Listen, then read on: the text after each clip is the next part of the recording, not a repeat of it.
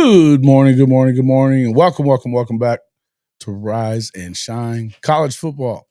I'm your host, Jason Watkins, and if you love college football, you know you're in the right place. So before you forget, smash that red subscriber button, like our videos, and don't forget to ring a bell so you don't miss one moment of Hall of Fame college football. Are you guys really like busting a move in the chat?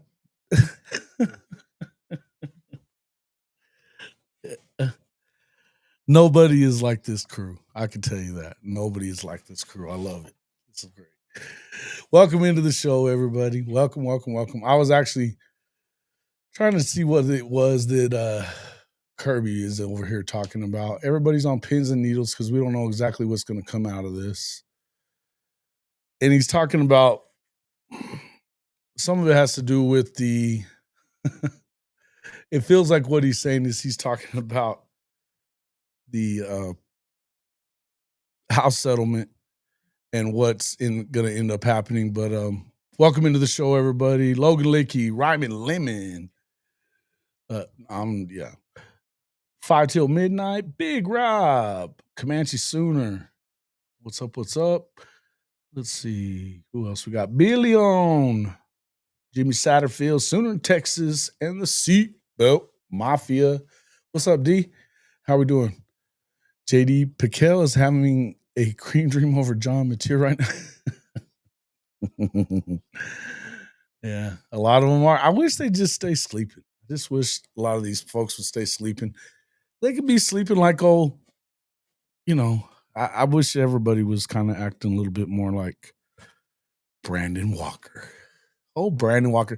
I got that guy pissy. He is pissy and just, I'll tell you, the guy has rabbit ears for being a creator that talks shit every time he hits the air. He sure does get all sensitivity. Like, what's up there, dude? What's up, Kimberly K? Hello. Yeah, it's but Brandon Walker, man. I got that dude all pissy. It's funny. And you know me, you know how I get. I'll just keep on. Every time he says something back, I just get a little more smart assy. I've been calling him Mr. Sensitive for about a day and a half now. He don't like that.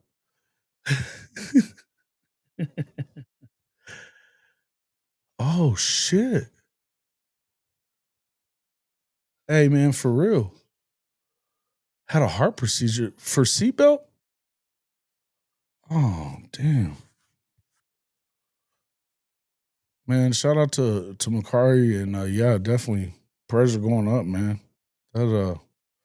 That's not what I expected to see. Yeah, he's a total tool.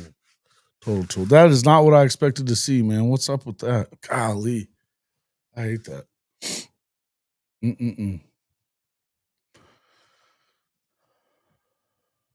Yeah, he definitely is. Yeah, man. Do you know what happened? I mean, do you have any idea about what happened or anything? Hit me up if you need to or whatever, but wow. Wow, man, that's terrible. Makari Vickers. Everybody throw your make sure you're saying some prayers for Makari Vickers and his family right now. I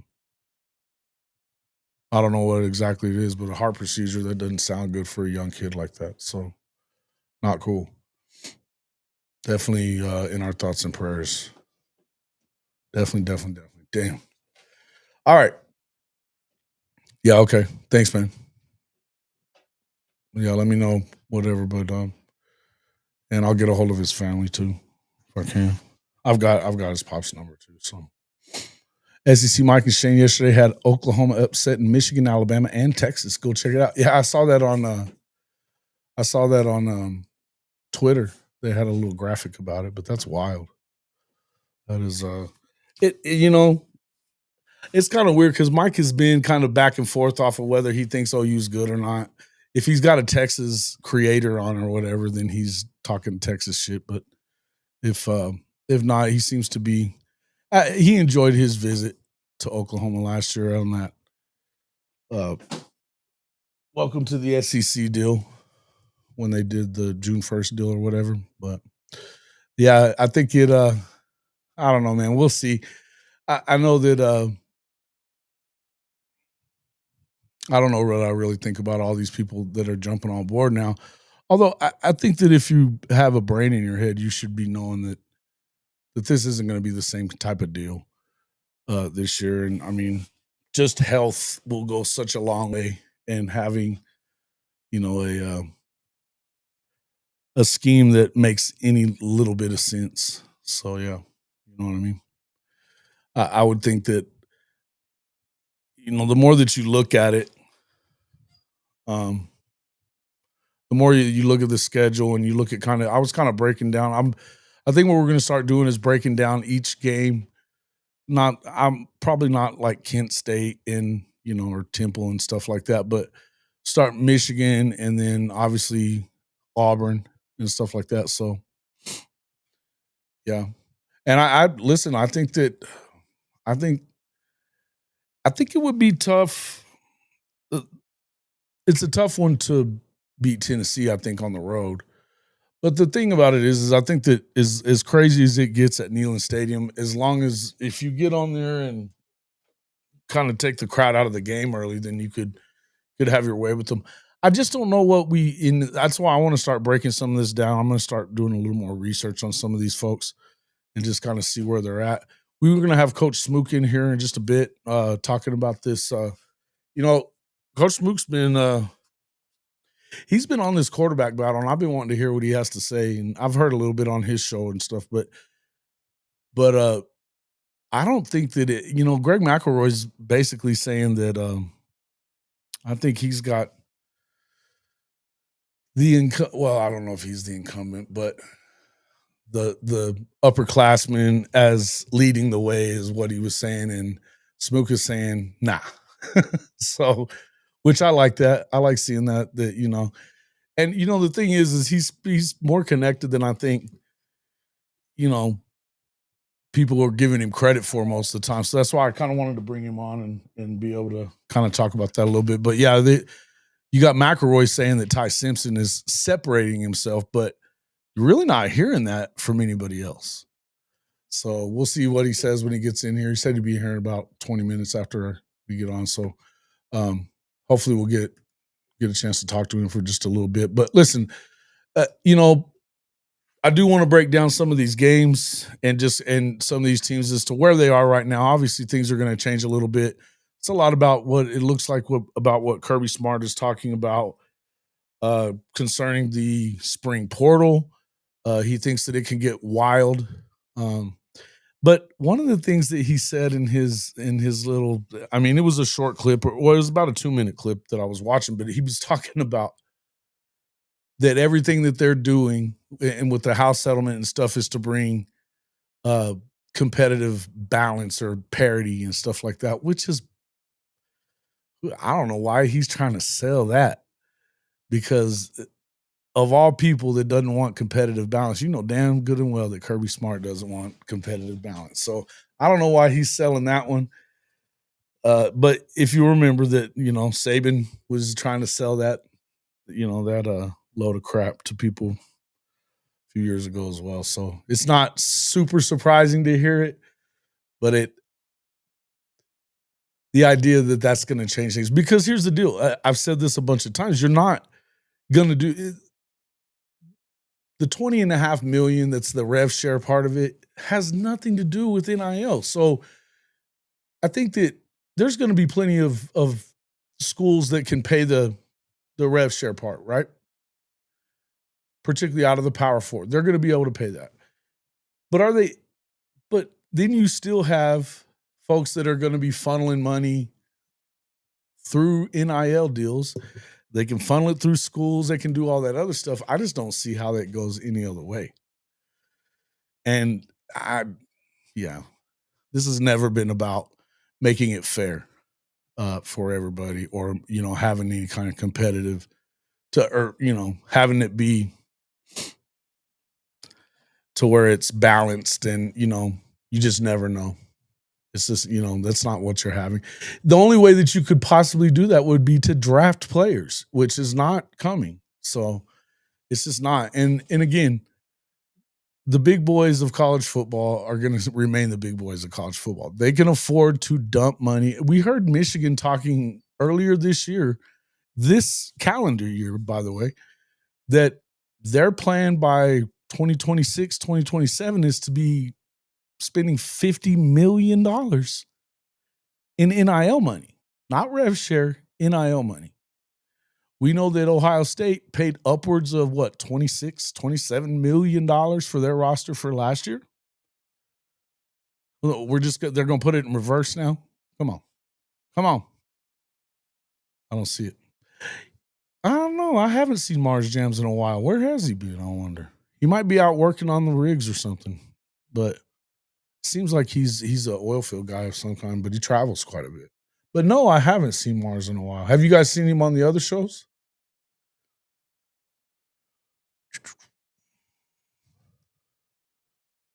Yeah, he doesn't want to jump on board really.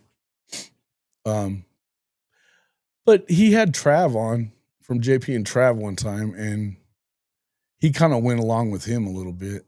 I like Shane. He doesn't bother me. And it doesn't bother me that the fact that they're Tennessee fans either. I mean, I know they try to make it into a full-on SEC show, and their show's okay. I mean, I like their show. I'm not hating on their show at all. But I don't know the thing. Yeah, competitive balance.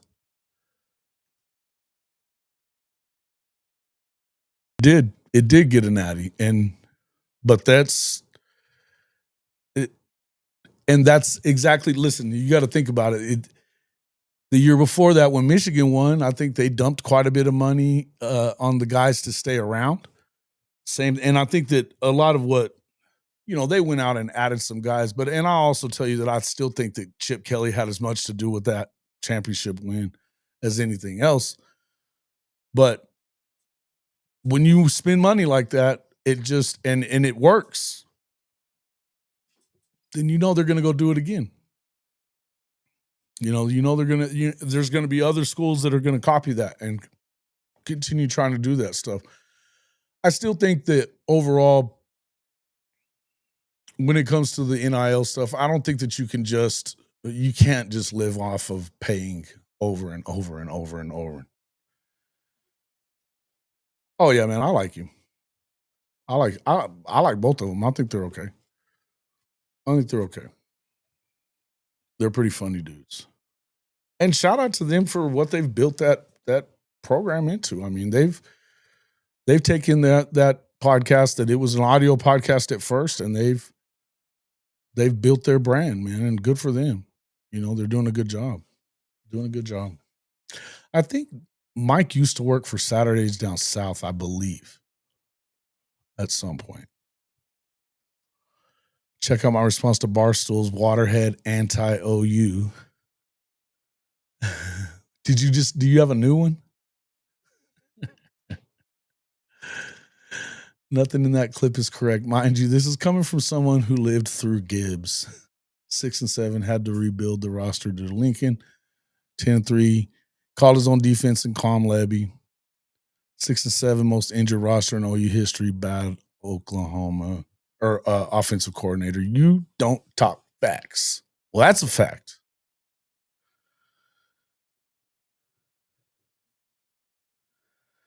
Yeah. Oh, it's too good. It's too good. Everything in this clip is correct. Yeah. Hilarious. Yeah, he's definitely a waterhead. And you're going to have to spend some money. There's no two ways around it. You're going to have to do it. But I do think that there's going to be the hope is that, it gets a little bit under control and stuff. But we said this before, and we were talking about it last night. I don't think that you're really going to see an end to this exorbitant prices that they're putting. I mean, you know what they got? You know what Michigan paid for Underwood? It's $15 million. $15 million. They got it from Barstool Cat, the other, the owner of Barstool. He better be that good. Starting to hear that they look like they may be going to start him. instead of the guy from Fresno State. What's his name? Look real quick. It's damn.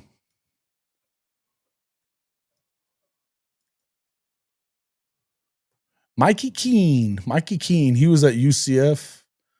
And then last year he was at Fresno. Passed for 2892, 18 touchdowns, 11 picks, 70% completions. The year before that, he was a shade better, I think. Not a ton better, but a little bit better. But apparently Underwood is doing his thing. So we'll see. What's up there, Ganj? It's the Crimson. Is it free or do we have to pay? You know what? I hadn't even looked at that, but my guess is it's going to cost something. I don't know. I mean, they hadn't been charging much even just for the regular game, right? Well, yeah, Blake definitely recruited. He recruited well. I mean, most of the guys that were on that Natty team came from Blake and then Start Underwood, please. Hey, listen, I think he's a hell of a player, or he's going to be a hell of a player. But yeah, I agree. Week 2, there's no way you will see anything that will get thrown at you that day. There's no way that you will have seen it, so that you can be expecting it, because obviously it's earlier in the season. He's liable to dial up some shit from the Clemson early days to wear that kid out, man. And they're gonna definitely be sending guys. I mean, put that kid in the blender. What you working on, man? Clip in or what? Yeah, I don't know who they're gonna start, but I do think that I like OU's chances in that game, if for nothing else, being at home. And the one thing you got to worry about is that the Michigan defense that's what they do well. They're going to be big in the trenches. I think it's a test for you for sure. I think it's definitely going to be a good early season test for Oklahoma, but it is what it is. I wonder when we're going to get our next commit.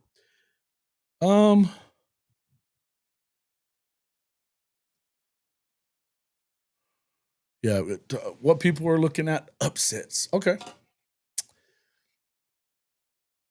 Well, you guys tell me, where are they coming? Are you calling? I think they're showing upsets for, as what are you saying? He said, let me go back to what you were saying earlier. Let me find it here.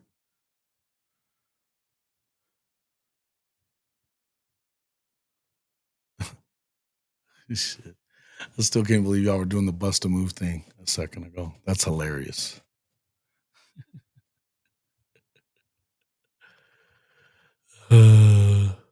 Okay. Did you? All right.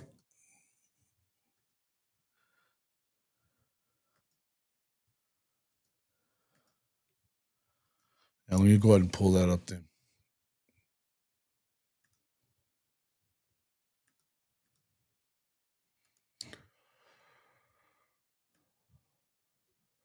No.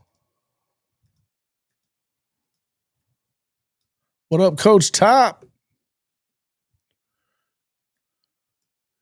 Jim Nagy has to use resources. What's up, Trap House? Coach Top? What's up, folks? Good to see you guys. What is there? Hey, man. Big Trap. Shout out you've been throwing out some killer content, man. And Coach Top, man, those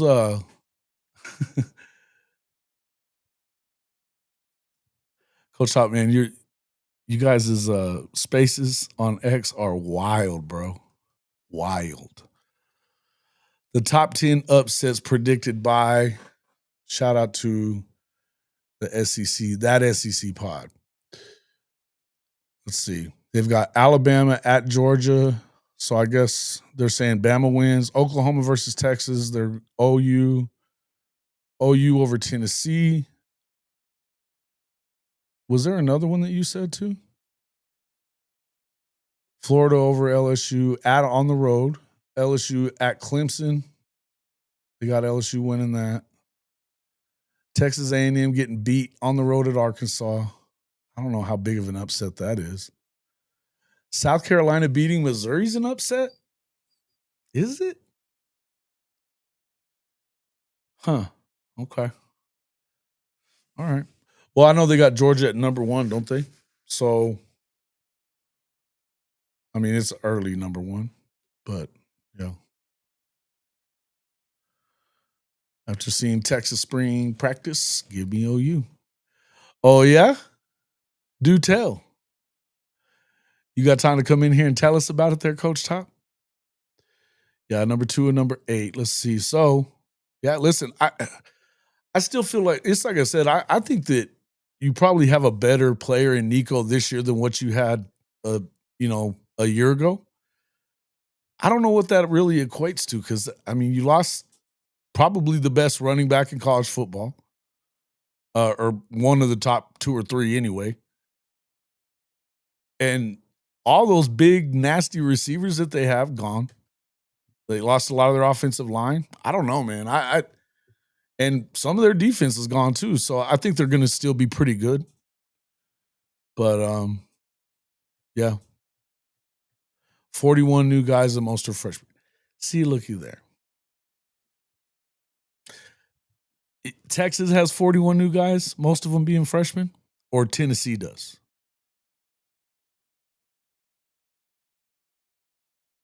Because I know they have a lot of new dudes, for sure, at Texas, but I didn't think it was that many. Holy shit. They really do believe they sure are thinking a lot of their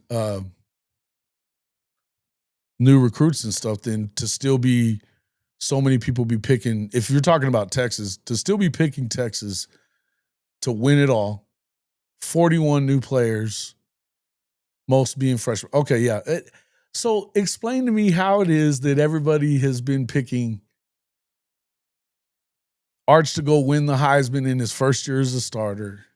And I mean, we're talking about guys like Andy and Ari and guys like that. They're all over Texas. It's wild.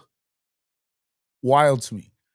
And I've been talking about the fact that 4 of their 5 offensive linemen,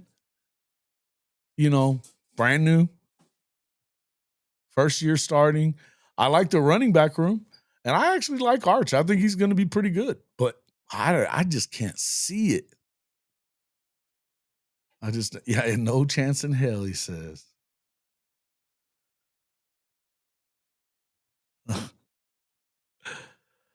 Shit, that's great. I love it, man. See, I didn't realize it was that many, but and here's the other thing. Look, I think that they're pretty good at receiver, but they're all new. And for all the people that are talking about, I mean, let's just go and look at. Now I got to go look at this damn thing. If you start looking at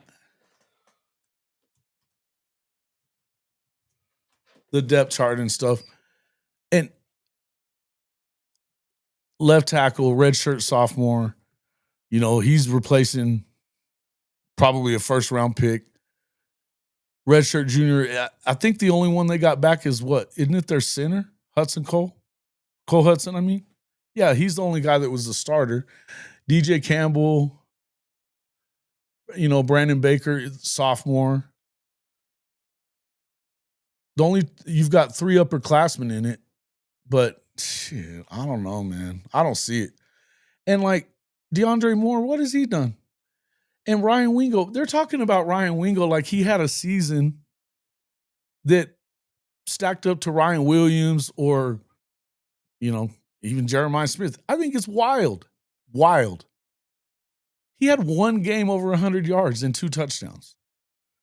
I know he's a freak athlete, but I'm not buying it. I'm not buying it.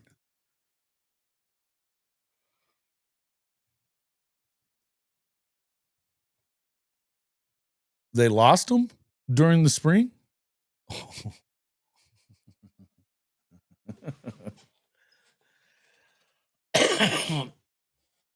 I love it. I love it. I cannot wait. I cannot wait to see. Oh shit! I shouldn't have done that. Pop that back up there real quick. Man, that's too good. Too much funny. Too much funny. Fuck Texas. By the way, fuck Texas. Just so we can, throw that out there real quick. The brand has finally returned. Fuck your brand. Yup. Yep. Okay. Turf toe out for spring, man. And turf toe, that's a concerning injury right there. Peyton Bowen has it too. It's kind of worrisome because it doesn't really go away. So that could be tough. And I mean, neither one of those guys was anything super special last year.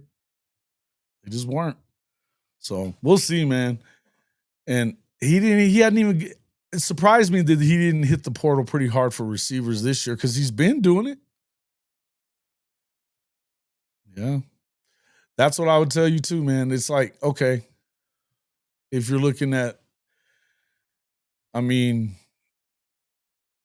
their number 2, Parker Livingstone, is a redshirt freshman. Aaron Butler, redshirt freshman. Freddie Dubose is a redshirt freshman. Jamie French, a true freshman. Khalil Lockett. I know those guys are supposed to be studs. They better be grown up when they get there. Ryan Niblett, redshirt sophomore. Red Anderson, redshirt sophomore. I mean, could they be good? Sure. But are you just automatically assuming that these guys are going to turn into Batman all of a sudden? Shit. Come on, man. Come on. And let's see how much you see Arch running this year. Let's see how much he takes off. Yeah, I'm not really buying all that. Not really buying all it. And again, not only that, but the defense is the same way. If you start looking at that side of it, shit, they're in. Let's see, defensively, they got Ethan Burke coming back. But behind him, Colton Vasek. You've got at nose tackle Cole Brevard, Travis Shaw at the defensive tackle position. Trey Moore, Ant Hill is big. That's a big time returner. Colin Simmons being returning. That's, I mean, I think that, but he's going to have to do it all. Their secondary is pretty brand new. Malik Muhammad will be back. Yeah, dude, I'm not buying it, man. I'm not buying it. Their defensive line is it's young, but it's inexperienced is what it is. It's inexperienced. I'm not buying it. I'm not buying that's who they are. And Red Anderson's a walk-on. Yep. Niblett is moved to DB? What? Oh, really? I like hearing this. Where'd you go watch them play? You went down to spring practice? My man. Vasek injured again. Yeah, I don't really see him running the ball like if he's running like Haynes, he's gonna get his ass hit a lot. Hey, you know what, T? It's a good, smart comment right here too because I just don't see Jonah Williams playing baseball, not even practicing with football. Oh man, this is all good news. This is all great news. Like I said, man, I wrote that column a couple of weeks ago. I think there's a better shot of them missing the playoff than there is them winning the damn natty. I just do. And to be honest with you, there was guys in there that have been saying, even from their like at Orange Bloods and stuff like that. Not necessarily. I don't know. No, not Orange Bloods. It's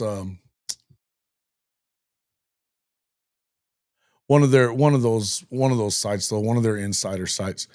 that they were even saying the same stuff that, like, look, man, there's a lot of stuff that you got to come up with. And if you're talking about this guy was, in fact, I'll just go in and kind of look at what he was talking about because I can just pull up that column.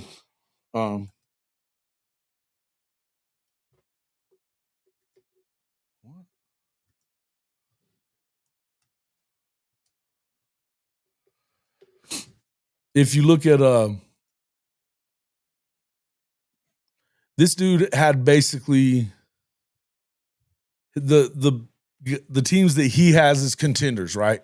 He's got right now the contenders he's looking at are Ohio State, Georgia, Penn State, Oregon, and the Horns. So, but he was looking at some data and he's got some skepticism. So what I was saying, he should alarm Texas fans, and it isn't. Texas fans are still full of shit. But according to what he was bringing out there, among those contenders, again, he had them basically dead last among like offensive continuity. Half of his projected starters unproven or barely tested. He was saying the same thing really about the defensive side as well, but still sipping on the burnt orange Kool-Aid when it comes to suggesting Manning could single-handedly elevate Texas and believes that he's going to, he's the most likely quarterback out of all the quote contenders that he has up there to win the Heisman, which is it. I mean, everything that he said he was writing that column back in February. Everything he said until that pointed the other way. Why would he be more likely than Drew Aller? Maybe because I don't think Penn State has the receivers they need. But so Nussmeier isn't. I think Nussmeier is the number one contender for the Heisman, to be quite honest with you. Even possibly Klubnik. I think Mateer's got a better shot at winning the damn Heisman than Arch does. It's just wild. But this receiver production, I mean, again, Ryan Wingo, 2 touchdowns, one 100-yard game. He had another one that was at 50 and one that was at like 70. That was, it's nothing close to the 1,315 and 15 touchdowns of Jeremiah Smith. And Ryan Wingo had 865 and 8, or not Ryan Wingo, Ryan Williams, 865 and 8. I mean, it isn't close. Not close. 2 seasons at Texas, still not a feature player for DeAndre Moore. I think Khalil Lockett looks like he may be that dude. And French, okay, maybe. They haven't proven anything yet, though. The defensively, they're talking, if you look at Conley ranks them, 44th nationally in returning production, 103rd overall. Losing Vernon Broughton and Alfred Collins up front is going to be a pain in the ass. But I think that losing Barron and Makuba, and they combined for half of their interceptions and were both top 3 in tackles. How are you going to, you're not just replacing that with a bunch of damn freshmen. And that's really what they have in the back end there. Michael Taff, okay, if that's who you're expecting to go play now, okay, well, cool. He's a redshirt senior, but what's he done so far? I don't see it, man. Jelani McDonald, I don't even know who the hell that is. I'm not seeing it, man. I'm just not seeing it. What's up, TP? Hey, Coach Top, you can jump in if you like. Mr. Bad Dog in Miami should have a better shot. There's a lot of guys with a better shot to win the damn Heisman than Arch. I just don't. I first year starter. Come on, man. Hell yeah, he is. Hell yeah, he is. I think that Mateer has a better shot at it. Coach Top, you want to pop in? Oops. I'll put it in your DMs, man.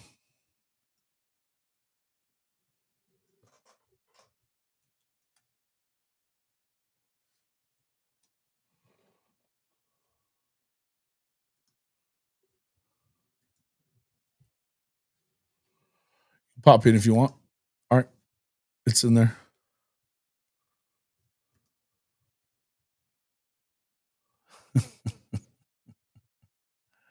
Vasectomy. Yeah. Hey, Ryan Williams is a bad guy, man. Now they're gonna have whoever is starting is a better passer than what they had last year. And I'm not bad mouthing Jalen Milroe. I think he's a great athlete. I also think that they weren't calling very good plays. But he's not a great thrower of the football, period. He has a big arm, but those precision routes, that wasn't him. Lagway has a better shot, absolutely. Yeah, definitely. Andy Bass for Heisman, huh? I hope he got hurt again, though, man. I don't know. I think he tore his other knee up. That sucks, too.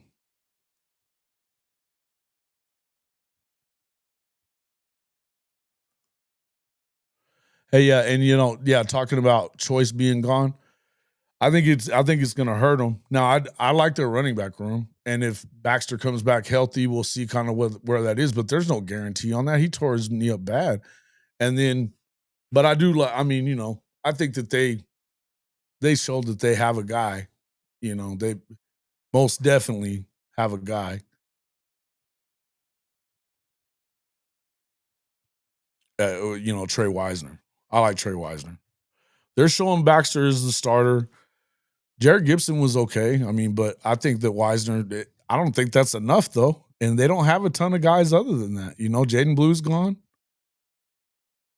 Yeah, I don't know, man. They've been recruiting it pretty well. No doubt about it. But now he's gone and he's been coaching it well. So that's pretty wild, man. To me, I think that, whoa. I don't know that I'm going there, Comanche Sooner. But I get it. Yeah. Avery Johnson's going to be in the talk. I think so. I think Avery's good. And he's a dual threat guy. He runs really well, but I think the fact that you're going to have him with a better play caller this year too, they're pretty damn good at receiver. And I like their running back room too. I think K-State they're either the favorite or the co-favorite for sure in the Big 12.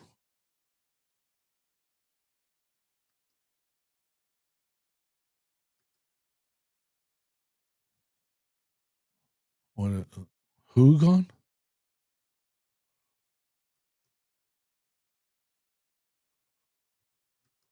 Yeah. What's up, James? What's up, my guy?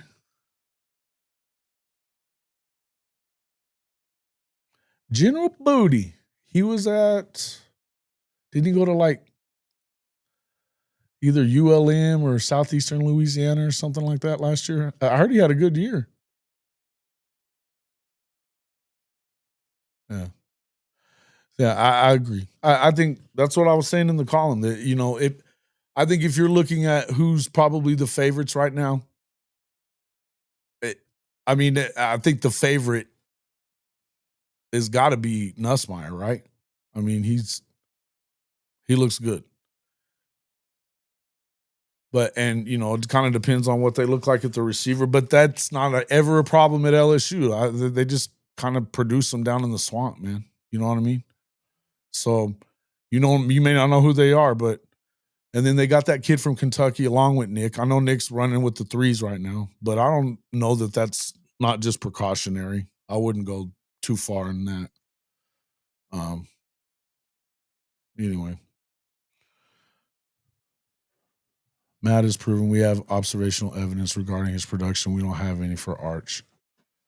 I don't understand why everyone is. Yeah, I mean, Mateer. Yeah. Yeah. Well, you do know why they're doing it. He's a Manning. He's a Manning. And I'm not going to sit here and tell you I think he's going to be terrible. I don't think he is. I don't think that, but I don't think that I think they should have been playing him last year. Just being honest, if they were going to play him, they should have went ahead and did it. Because what has Quinn done besides come up small in big situations? Of course, it doesn't help that, you didn't even try to run the ball down on the goal line at the end of that game against Ohio State. How do you not do that from the fucking 2-yard line? 4 times, no doubt. I'm not doubting it. I'm not. I think that if he's healthy, he's gonna be dangerous. He's gonna be a problem. Nick's a player, man. The health is the question. Can he be healthy? What position do I worry about the most at Oklahoma? Probably corner. If I'm worried, it's probably corner. On offense, I mean, I think the depth is enough better on the offensive line that I'm not as concerned. So I think they're going to be okay there. But yeah, I think if anything, it would be probably corner. But we're hearing a lot of really good things about some of these guys, the young kids. You heard Big Mike the other day was saying that he thought Jeremiah Newcomb was the guy out there. We've heard a lot of stuff about that freshman too. Hold on real quick.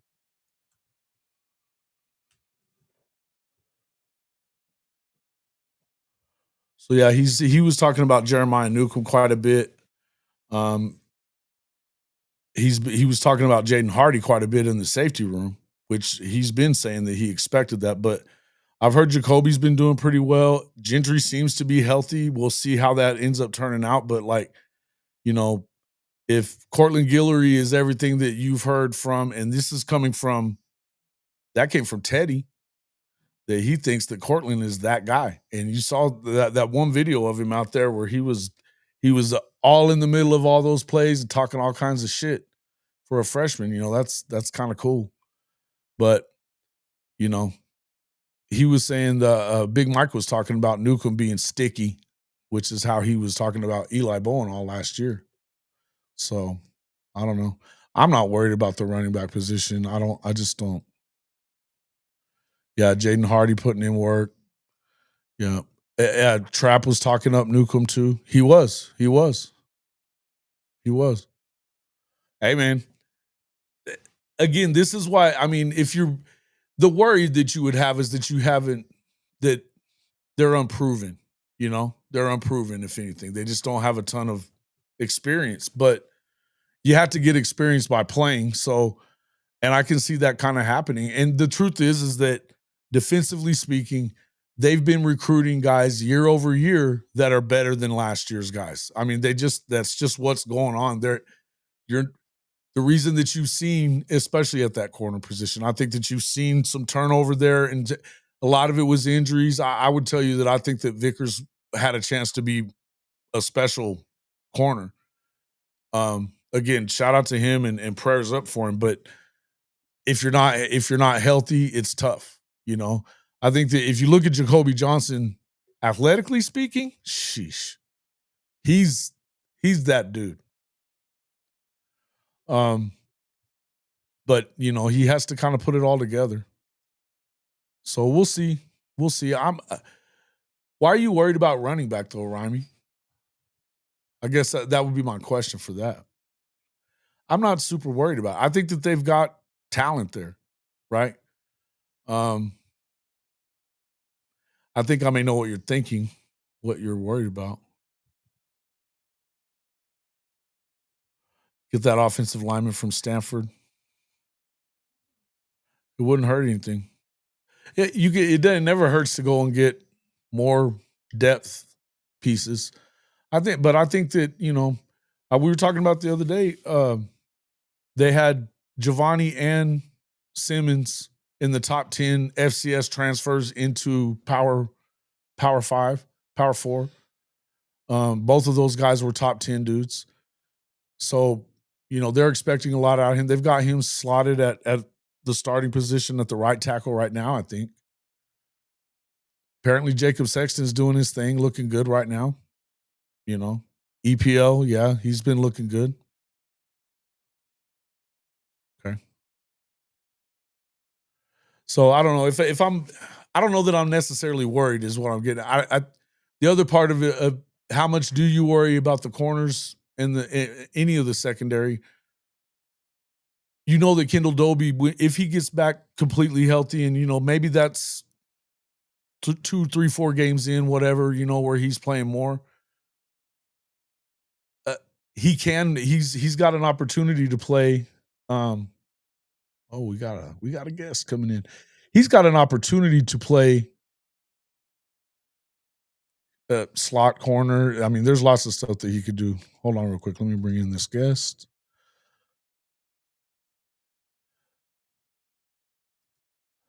My guy. Welcome into the show, Coach Smoke. What's good, my brother? Can you hear me? Yeah, I got you, man. Can you hear me? Yes, sir. Yes, sir. What's good, man? Good morning.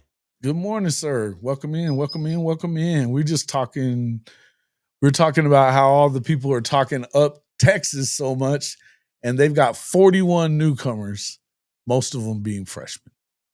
I like it. Brand new quarterback, 4 new offensive linemen out of 5. The defensive line in the interior, especially, brand new. I'm not seeing it, man. Just not seeing all this Texas love. I like it. I mean, we have the resident troll that just travels to everybody's channel, Bevo's Bodyguard. Yeah, he don't hang around on my channel no more. But that's because I booted his ass out of there. Yeah, he keeps pulling up. I mean, every Bama stream I have, he pulls up and wants to be heard. So we try to indulge, but then it's like pointless after. But Texas fans, I think they're riding a lot on the Archie hype, which is rightfully so. Rightfully so. I think he's going to be good, but I think they got too much to really to say. I could see Texas going like 7-5 because of things having to come together, and then probably turning around the following year, next year. Right. They've got to get some experience in some of these spots because, I mean, and Coach Top was just telling us, and Coach Top's pretty connected around here anyway, especially with receivers and stuff. But he was saying that already you've got Ryan Wingo's hurt already, out for the spring. Same thing with they've got a turf toe problem as well. I mean, dude, that's not a good thing. Turf toe don't really go away. Man, I don't know if you look at, but I mean, all the love for Wingo, he looks the part, but let's not act like he's Ryan Williams and certainly not Jeremiah Smith or even Cam Coleman. He had 100-yard game and 2 touchdowns last year. What are we talking about? And I don't think people realize how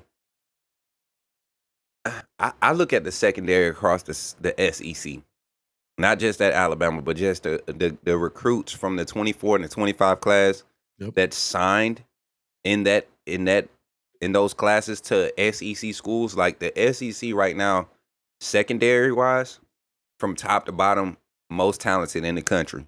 You can throw out. We got 14 teams in the SEC. What's 14 times 5? Was that 70? 70? 14 times, yeah, it'd be 28, 56, 72. 70. 14 times 5 is 70.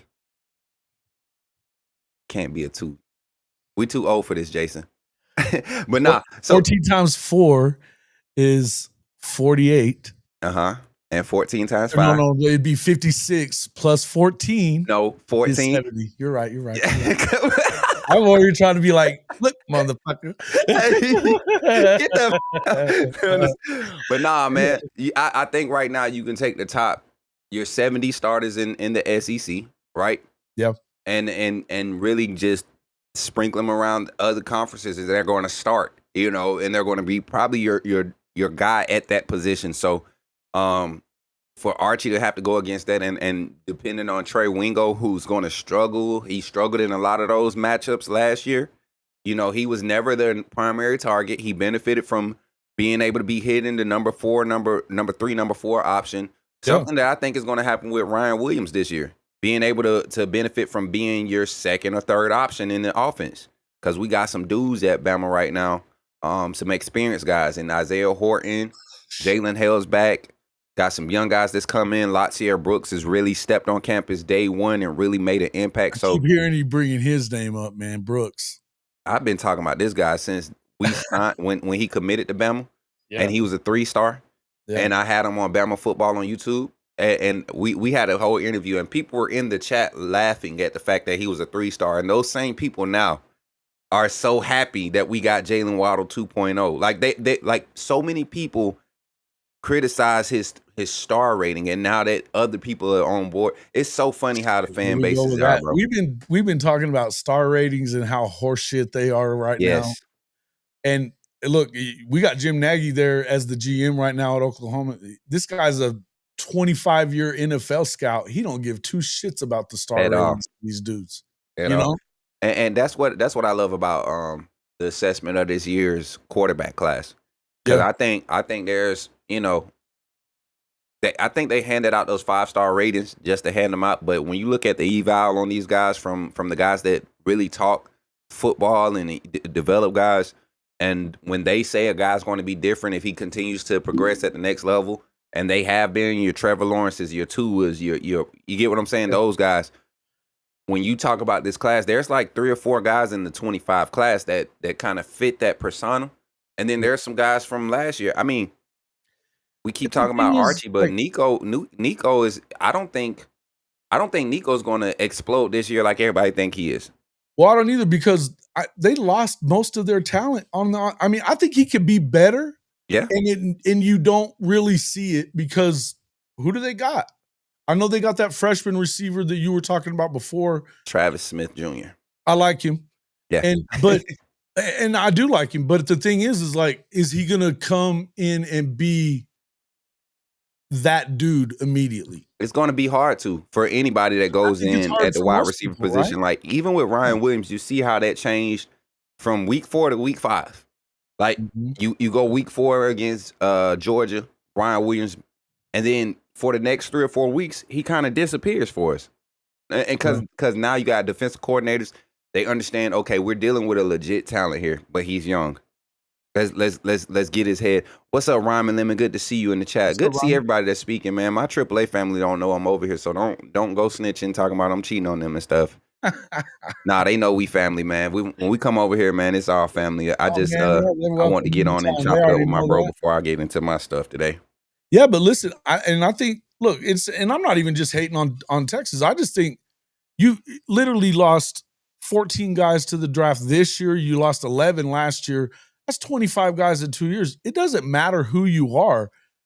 You don't just reload anyway, and when you're this young. Right, and that's what I think that's what Ohio State saw, bro.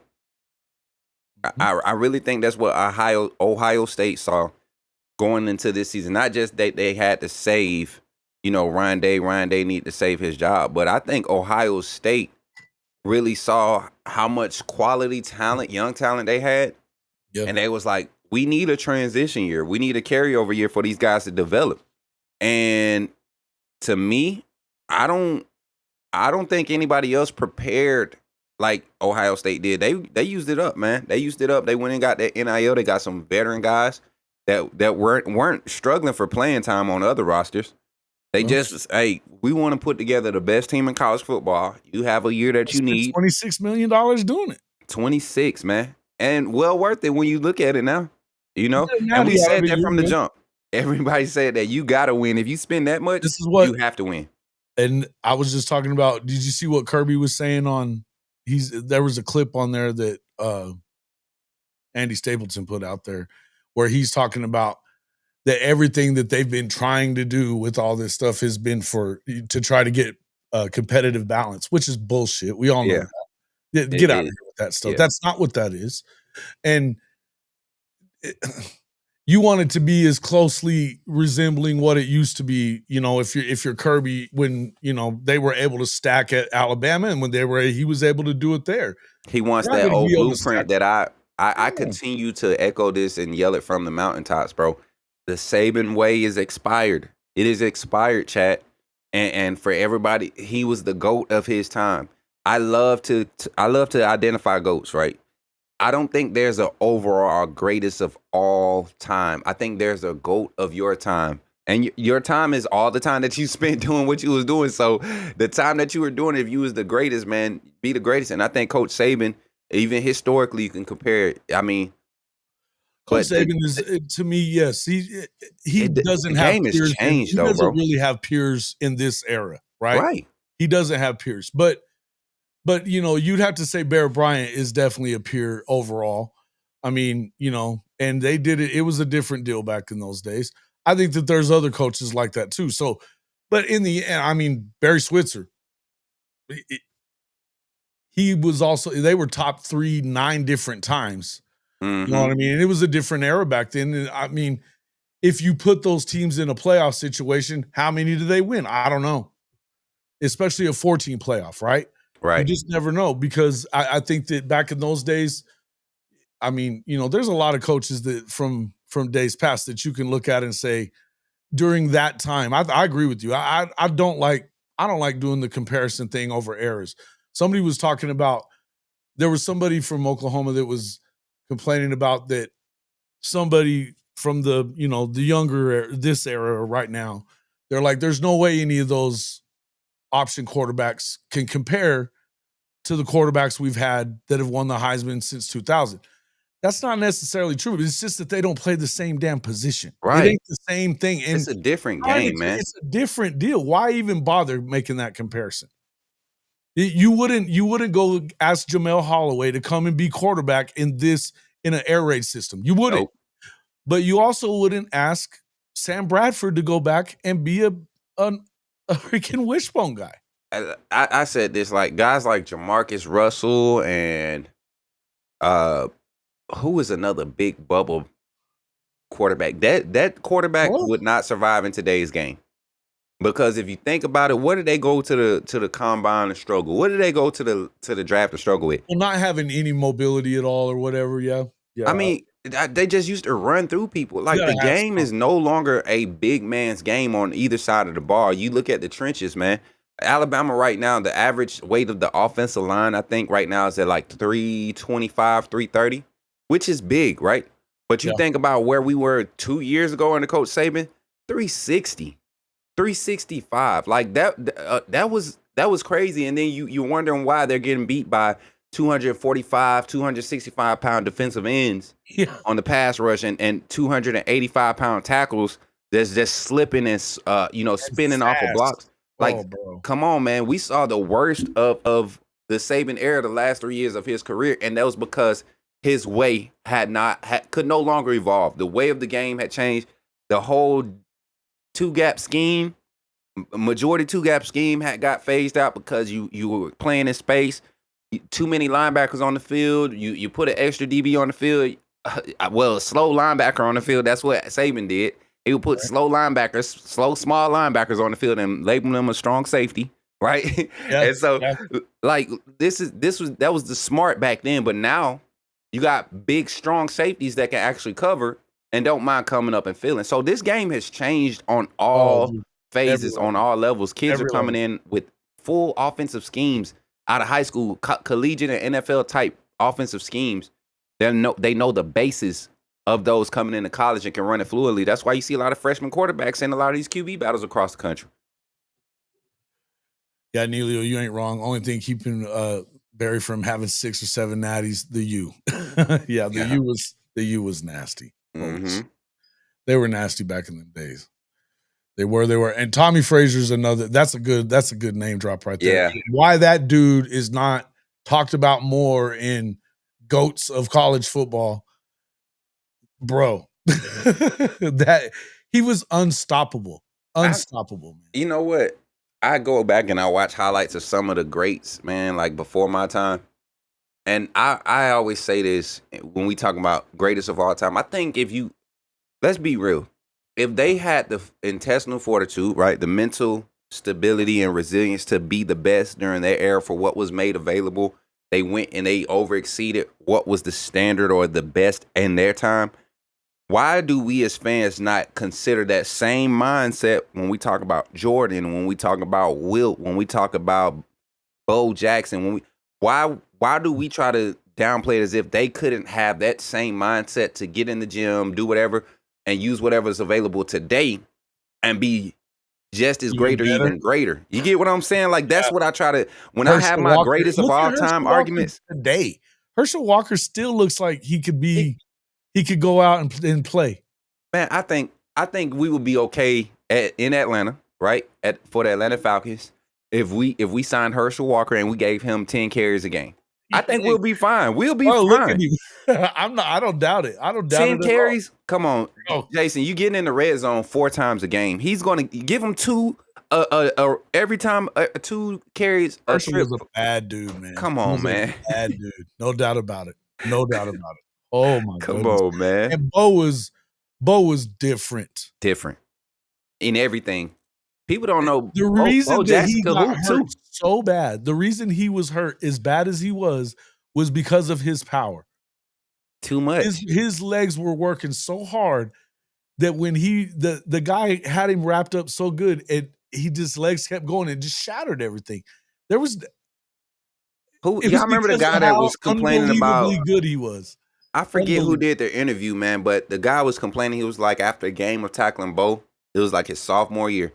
Said after a game, he didn't know that they didn't know what they was called back then. But when you have internal muscle bruises, he said that like guys were sitting there all week trying to figure out why they were so sore, and they go back and be like, dang, I had 17 tackles against Auburn.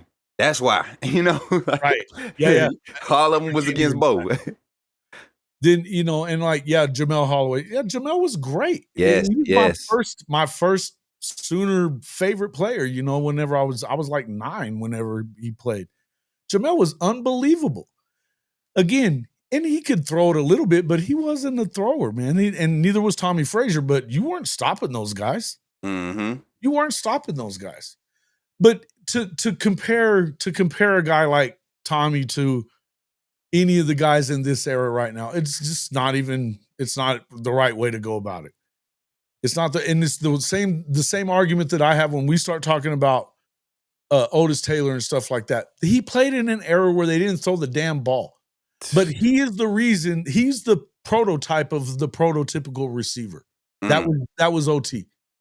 You know what I mean? And so to compare that's why I always say, you can't be comparing players. What you have, the only way for the Hall of Fame, any Hall of Fame, for you to judge it is, can you tell the story of that era that they played in without them? If you can, they're not Hall of Famers. If you can't tell the story without that person, they are Hall of Famers, period, in the story. Mm-hmm.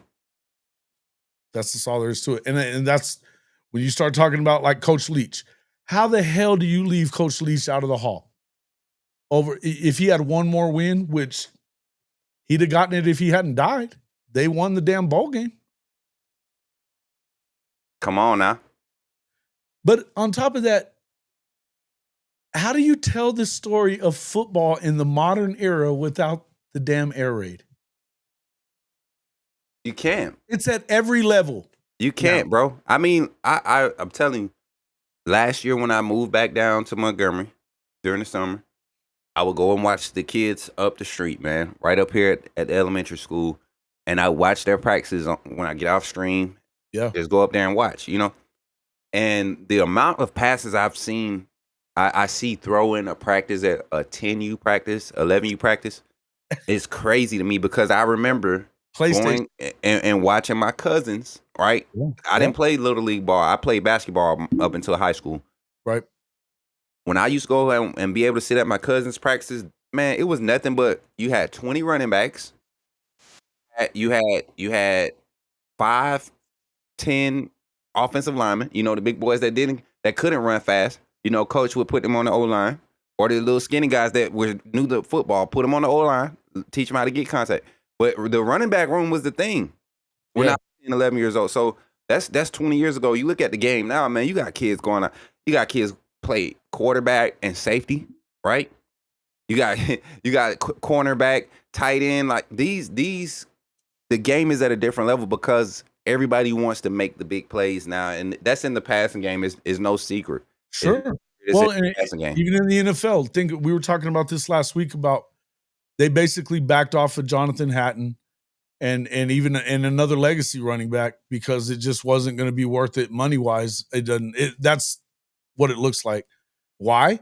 Because they're going to an NFL scouting model, and there's going to be certain numbers that you have to unless you know that this guy is going to be Saquon, Derrick Henry. You can't give them that kind of money. A&M was willing to pay triple what OU was for Hatton. Triple. That's insane, right? And then the same with KU and Oklahoma State with the legacy kid. They were off of him for what? A month, I think, at least. Right. Before, and we were talking about that. It's like, think about the NFL. They value receivers double what they value running backs. Mm-hmm.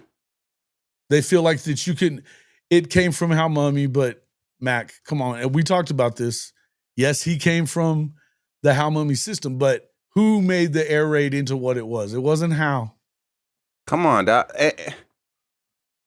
Let's talk about it. Just because you introduce something doesn't mean you are like the originator of it. Like that, you did originate it, but it was he introduced it. But he also took it from the run and shoot. Exactly. That's what I'm saying. Because people argued for so many years is air raid. This is run and shoot. We've been seeing this. We're just getting vertical now. That's it. That's all it was. So I don't know, man. It's a difference of opinion. But when it comes to the quarterback game, when it comes to the game of football in general, you know, you look at how different positions are developing in different eras, how it continues to evolve. Whether you say that it was on him or not, he was one of the pioneers of it, and which means that, and he was certainly the most successful with it. You cannot tell the story of football right now without Mike Leach. You cannot do it. Mike freaking Leach, man. The pirate, my man. camera. I just noticed that blur. Got the blur. You got back blur. Yeah, I don't think that it has, Eli. Why do you think Braille's system has failed to propagate? It hasn't. That's what they're running at Ole Miss. That's what they're running at Mississippi State. Braille's is there. That is it. It hasn't gone anywhere. The veer and shoot is what I guess is what you call it, or the bear raid, if you want to call it that.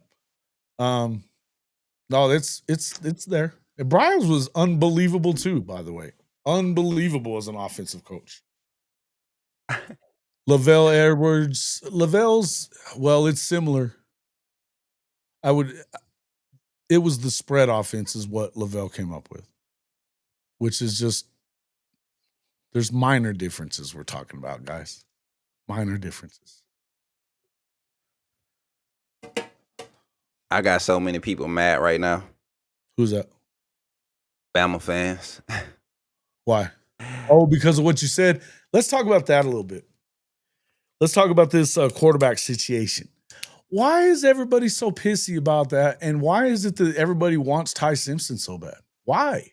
Jason, you have a fan base, and I'm going to say this and be very blunt about it. You have a fan base that's locked in on this traditional mindset that because you have been at a program for 4 or 5 years, you deserve to get a chance to be the starter, this, that, and the third. Yes, Ty Simpson is a good quarterback. We know Ty Simpson has a good arm. We know Ty Simpson has always been a competitor in the quarterback room since his arrival on campus. Why has Ty Simpson one that you needed to start him though? Where has he been? That's my question. That's my question to those fans that feel like this is his year because he's been there the longest. I want you all to really take this in and I get texts daily. There's a lot of influential people on Twitter, and hopefully we have some of them, you know, sneaking in and watching, and hopefully we get some clips. There's some influential on Gump Twitter. There's some people in Bama media that cover Bama football. Yeah. Go ahead, pull it out because it's coming. Big guns. They like to push narratives for clicks, right?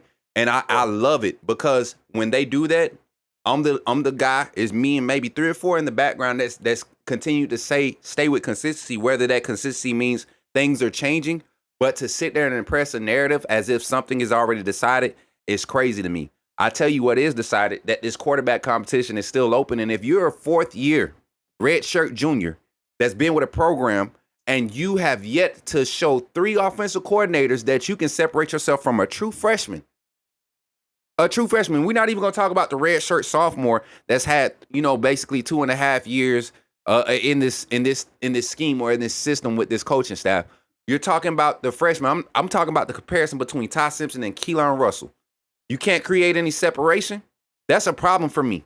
And if that's a problem for me, we talked about that before, right? That's what I was saying in your show. I was like, look, if you haven't separated yourself from a freshman, yeah, then you play the freshman. That's my opinion. You play the freshman. And Daniel Looney said something so great. Appreciate Chad Kramer with the $4.99 super chat. Yeah. Hey, thanks, man. Yeah. Do you think Arbuckle will have final say regarding the running back rotation? I don't know. It feels like he's going to at least have enough influence where he's going to get guys in there that he thinks. I do believe that they're about to have some movement in that room. There's too many of them in there. There's not enough footballs to go around. And I think that similar to what Smook's talking about right now, the young guys are better than the older guys. And so I think that the writing's on the wall for those other guys. There's got to be. Yep. So, and I don't think the writing's on the wall for Ty Simpson. I don't think it's going to be on the wall for him until it's actually like week 1 of fall prep. When we find out who's going to be the guy going into Florida State. This is a staff that's not going to I'm okay with Bama fans having it. Hey, me too, man. It's all entertainment for me, bro. I was just say so smooth. I am fine with you know what? For the message that I preach and I live by, it's not for the faint of heart fans. I only rock with real fans, bro. Like, we can take our hits and knocks on the chin and still gonna rock with our team. We can look at things and say, as much as I love Ty Simpson, I've been calling Jason. I keep echoing this. People don't want to remember this. 2 years ago, when Jalen Milroe was the starter going into Middle Tennessee State, I made proclamation: if Ty Simpson gets an opportunity at the helm, he won't turn the reins back over to Jalen Milroe. He had an opportunity against USF, and guess what? Coach Saban felt like the best opportunity for Alabama to win that year was Jalen Milroe. Flip the page. Kalen DeBoer comes in. Whole new set of eyes, whole new staff, whole new scheme. Ty Simpson, for some reason, can't either. Nick Sheridan and those guys said, hey, Jalen Milroe may not be able to read defense as good as you, but he gives us a better chance to win because he has this and this and this. You do this great, Ty. Not just good, you do it great, but he has this, this, and this, and this.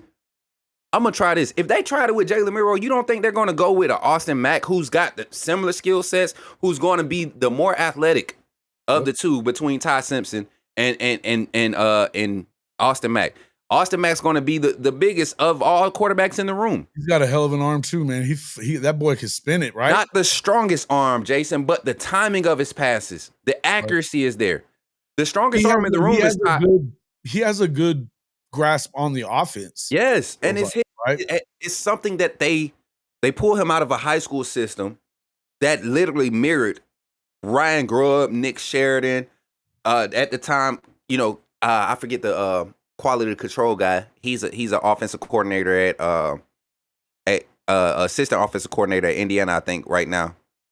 Is it Indiana State or Indiana? One of these schools. But that whole coming together of that system, even with Scott Huff. Indiana. It was Indiana.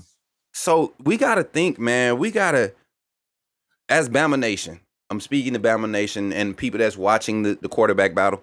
If I have a 4th-year guy and he can't show me, and I'm telling you, this is not just, you can read into really it. Be close right now is what you're saying. It shouldn't be close. It shouldn't be close. I don't think Keelan Russell is the for sure starter right now. But I think Ty Simpson has shown me enough of instability and inconsistency that the moment it pops his head in the season, first game against Florida State if he is the starter, because I believe Austin Mack is leaning into that role now. I really do. Looking at the scrimmage, man, Ty had 2 touchdown passes, but they were big plays by the wide receivers, to be honest. That's just Isaiah Horton is a dude. Rico Scott caught a nice one from Ty Simpson. But Isaiah Horton also caught one from Austin Mack, a real nice time and deep ball that put him in the end zone in stride. Ty has great understanding of the game, coaches kid, knows how to be a leader, but he is not the best quarterback in the room. And that's all I want Alabama fans to understand. He's a good quarterback, but he's not the best quarterback in Alabama's quarterback room. And I think that's where if we saw some of the things we've seen over the last couple of years, and particularly like in the running back room, it's the same. You put the best guy in just put the best guy in. Yeah. Because, and you know what? If I'm Bama, and look, because do I think that my opinion, I don't think that Ty Simpson leads you to where you're trying to be, right? I just don't think he does. And maybe Keelan doesn't in year one. He doesn't in year one. I don't believe. You know what happens if you play him in year one? Then year 2, you guys are really damn good. Year 2, year 3. You know what happens in year 3 when Russell's the second year starter in his third year? You go and get the next top rated quarterback in the class of 27, right? Because he's going to be on campus for a year, and he knows. My question would be, do they get to 10 wins with the freshman? Yes. I look at this schedule, and I look at because it feels like you kind of need to, right, at Alabama this year. Yes, you have to keep Kalen safe. Yes, you have to, and I think that's where the dilemma is right now. Thinking long term, from a perspective as not a fan, but somebody that's close to the program, right? I think this evaluation process this spring is a lot different than last year, because now you're not doing evaluation based off of film that you're evaluating, right? This is stuff that you've been able to watch Ty and Austin for a year in this facility. Not in this philosophy or in this scheme, but at the University of Alabama in Tuscaloosa. That's how you've been able to see that. You get a new guy that comes on and fits right into that mold, and he starts to make your most senior guy look like, okay, he looks like a senior guy. He's supposed to. He looks like a senior. But why does this freshman quarterback look just like him? And why do I feel like if I let him spin it in game, he's going to do what needs to be done? I'm running him with the ones all the time, that he's doing the same stuff. It's different, man. When first week, your first scrimmage, your top 3 quarterbacks get the even number of snap counts with ones, man. That's not normal. That's not normal. Saban didn't even do that with some of your great freshmen. Tua never ran with the ones, bro. They brag about how Tua and all those guys, the class that came with him, used to be on second team and scout, putting up numbers. Putting up numbers. They brag about this. So it's a different day and age. The quarterback position translates from your upper echelon high school programs. I would not be surprised if Keelan Russell ended up getting handed the reins if we are not as elite as we know this system can be. I think it's Austin Mack's job, though, man. That scrimmage, he has a different swag about himself this season. He's getting. Remember, I told you over the summer, or over since the start of the offseason, that I wouldn't put it past him to. There's a reason they brought him with them, right? Yeah, from Washington. There was a reason, and it just felt like they liked him enough to where it's like, look, if you bring a kid like that from Washington, he's the starter at Washington if he's there, but you bring him with you, that tells me that they like him. And they think that they know that. And I think that Ryan Grubb is a huge part of this too. That somebody was asking a second ago, I think it was Eli here, what happened with Nick Sheridan last year? Do you feel some of the blame of the adjustment year fell to him? He seemed like a pretty good coordinator. He was struggling with some of his play calling, though, wasn't he? Not was he not? I mean, this was not a lot of rhyme or reason for some of it. It felt like so he went from play calling for this system, right? Yes, we brought over Kalen DeBoer's system. Mm-hmm. Ryan Grubb was the primary play caller in that system, and the style of play calling was different from what they had been, used to calling. You come in with skill set. Ty Simpson feels what you want to do, but he's not consistent enough for you. Yeah. You do Jalen Milroe, you say, okay, well, he may not be able to understand this part of the concept, but we can add this with his skill set, and it kind of helps us level out. And that's where we got stuck at. You get in situations where he's calling He ended up one-dimensional often.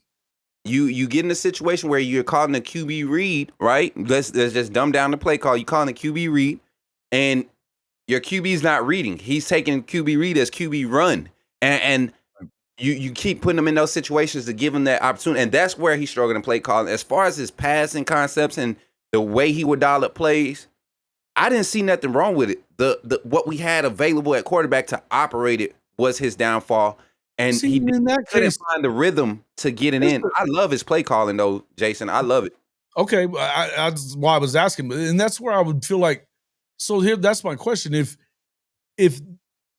you knew that Milroe couldn't do what you needed him to do in those times, it's QB read is QB run instead of being able to throw into those tight windows and stuff, because that's what he wasn't good at. It's not that he couldn't throw a deep ball; he can. Yeah, he's not great at that intermediate stuff that needs to be on point. You can't be 6 inches to one side or the other. You got to hit the right spot. You got to hit it in spot, in stride. But I think it was just the process of going through it. Sometimes like even against Oklahoma, yeah, you get what I'm saying? It's like I'm making the reads, I'm doing this. All right, pre-snap, overhang, 2-on-3. That's my read. No, you got overhang, 2-on-3. That means you're not going out there. You handing that ball off. I don't care what the front does. 2-on-3. 2 overhangs sitting under. Come on, man. You don't throw the bubble screen off of count. All you have to do is be able to count. That's it. But it's confusing when that problem with Jackson Arnold all last year. Come on, man. And see, most people laugh at Coach Smook and be like, he ain't no coach, but nobody talks that for real. Everybody talks about, oh, he shouldn't have threw it because Ryan Williams missed the block. No, go look at what the count said. Ryan Williams didn't go block because he counted correctly. He said it can't be coming this way. Kobe Prentice said it can't be coming this way. I got an overhang free safety and another overhang inside, and we got a number 1 on the outside. That's the numbers don't match up. Jalen, the ball should not be coming out this way. Let's make this secondary support, run support, go and chase the play that's going away from them and hand the ball off. That's what you're supposed to do. Or you make the read off the end and you make a quick a dive cut. Like come on, man. Like these are small things.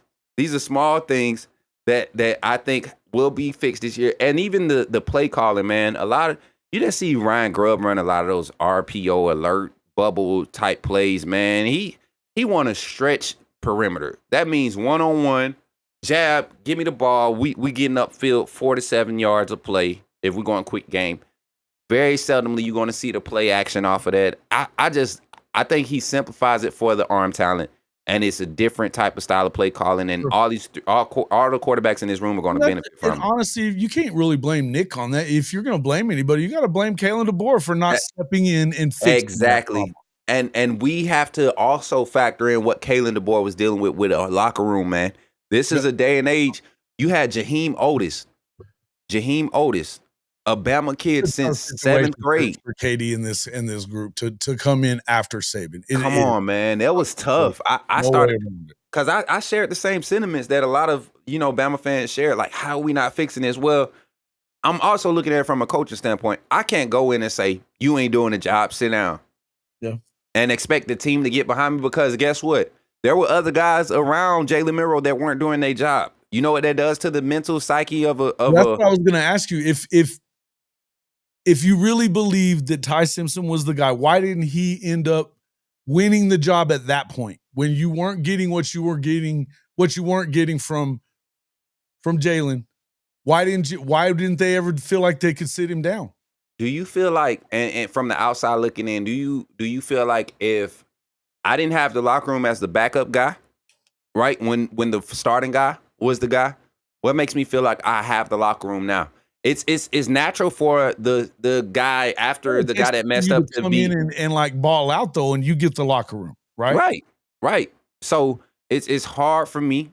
It's hard for me to believe that Ty Simpson is for sure QB1. Yes, on roster right now he might be QB1, but I got text today. He didn't take QB1 snaps today.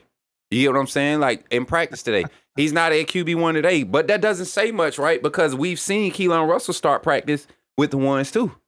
You know, we've seen in sevens where Russell, Horton, Bernard, Rico Scott are out there. You know, Ryan Williams sometimes is with Austin Mack. You got Ryan Williams, Bernard. Sometimes Jalen Hale is out there in the formation. Mbakwe, who's a new wide receiver, he wasn't playing no second or first team snaps. You know, first week, now you go look at the scrimmage, he's out there with a lot of first team and second team guys against your first and second team DB. So for everybody that thinks Ty Simpson has it, cut it out. I'm sorry to tell you, he might not have it for real. This is a staff that don't care nothing. It's very few of them from the South. Let's put it like that. First of all, they see how crazy we are about our football in Alabama, but they don't care nothing about what a fan got to say when it comes to their roster. I promise you. Because if they did, Milroe would have been benched. Be honest, he would have been benched last year. Yeah, I agree with that. Yeah, because they were screaming for him. They were screaming for it.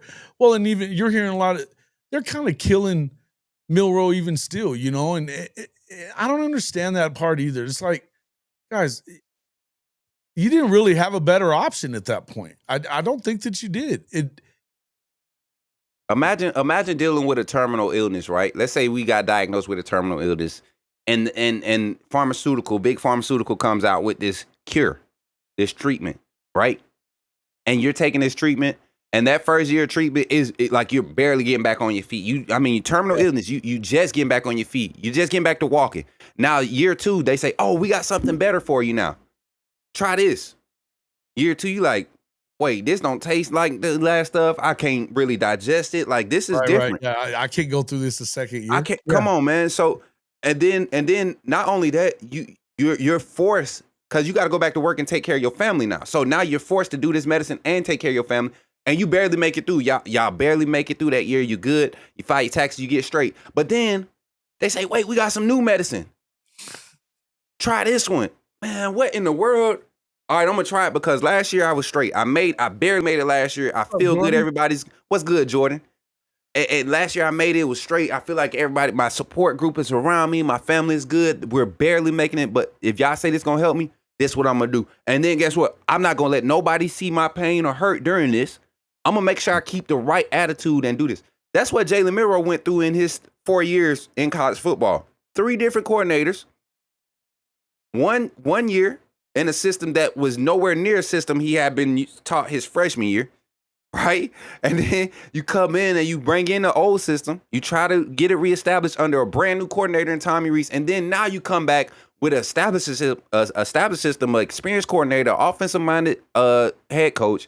You get a brand new year 1 play caller in this system that has to adjust the play calling to your skill set and does that We can't really evaluate Jalen Milroe and say what his ceiling is going to be or what his floor kept raising. His ceiling might have been a little bit lower than most, but his floor kept raising. He's still a young cat too, man. He's still a young cat and has plenty of time to grow. Hey, look, man, I don't know that he's exactly the same as Jalen Hurts, but I don't know how far off he is from him either. You know what I mean? And I was never the biggest Jalen guy when he came to Oklahoma. I was like, because of what we had seen as far as passers and stuff like that. Now, athletically speaking, nobody was like Jalen. Nothing. You know what I mean? He was unbelievable. Different. But absolutely. And same with Jalen Milroe. He's a different cat, athletically speaking, different dude. So I think it all depends on what kind of work does he put in and how much is he motivated to shut people up? Because I think that motivated Jalen Hurts a lot. 100%. Hey, Jason, I like this comment. I like this question. Do you think Bama and Oklahoma go through similar trajectories this year where they disappointed but are being slept on now? Yeah, hey, so let's do this. I'll let you answer on Alabama from an Oklahoma insider standpoint, and I'll answer from Alabama, Oklahoma. So you go ahead. Well, yeah, I've been saying this a lot. I mean, I think that there's people that are sleeping on Bama. I mean, Coach Roybal is not sure that he's not sold on Kalen DeBoer at all at Bama. He likes Kalen. He just thinks that it's a situation that, and I'm not in agreement with this, by the way. I think that Kalen DeBoer is one of the best coaches in the country, and I think that the talent is there. I believe that Ryan Grubb is a huge piece to this puzzle. a huge piece to this puzzle. Somebody was saying it in the chat a minute ago. The defense looked really good at the end of the year at Bama too. And this is a defense that they had to learn because it's not like what they were doing with Saban. Never, you know? So it was something that they kind of had to grow into it. I felt like they were kind of the bright spot of Bama at the end of the year. They were 100%. 12.1 average points per game they were giving up, or it was like 9.1. And then you had the Oklahoma game where we gave the offense 6 extra possessions. Like, people forget we didn't lose the possession battle against Oklahoma. I mean, literally in the Red River game, Oklahoma had 9 straight 3-and-outs. 9 straight 3-and-outs. So when it comes to Bama, here's where I've been saying. First off, don't think that I'm the guy that's burying them. I'm not. Because the fact of the matter is they still have the most talent of any locker room in the country. Yep. They still have the most talent of any locker room in the country. They've got a play caller back. They have 1A or, maybe number 2 receiver in the country in Ryan Williams. They've got another couple of really good receivers in there as well. I mean, their offensive line, I like their offensive line. And they have a play caller that knows what the hell he's doing within this offense. I think that they have to get the quarterback right, and I don't know where they head from there. Am I going to sit here and predict a national championship for this year? No. Would it surprise me if they competed for it? No. It wouldn't. It just wouldn't. Do I think that there's a similar trajectory? I don't know that it's neck and neck necessarily. I think that there's 2 games that and the schedule's rough for OU. There's 2 games that I'm really concerned about for Oklahoma this year out of that schedule. It's not Texas. It is Alabama and it's LSU. Those are the toughest 2 games that I think that OU has. Playing in T-Town is part of it, but I think that this is and I've said this before too, the second year for Kalen DeBoer somewhere has been unreal. They've been unreal everywhere he's been. His favorite number is number 2, man. He's said that for so, like, in so many joking ways. He's always said his favorite number is number 2. You can always do, you always going to see your real hungry with your second chance, right? You're always going to see your jump in the second year. I mean, I think that's most coaches, right? And first off, I don't think that they were that bad. I think that they had a weakness and it got exploited a few times, right? Mm-hmm. I think that was the biggest thing. And there was a lot of change. So the culture is going to change a little bit, but it's still going to be Bama culture. I just think it's coming from a different voice and from a different place than what you're used to. I do think it's a tough situation with Saban still having an office in the building.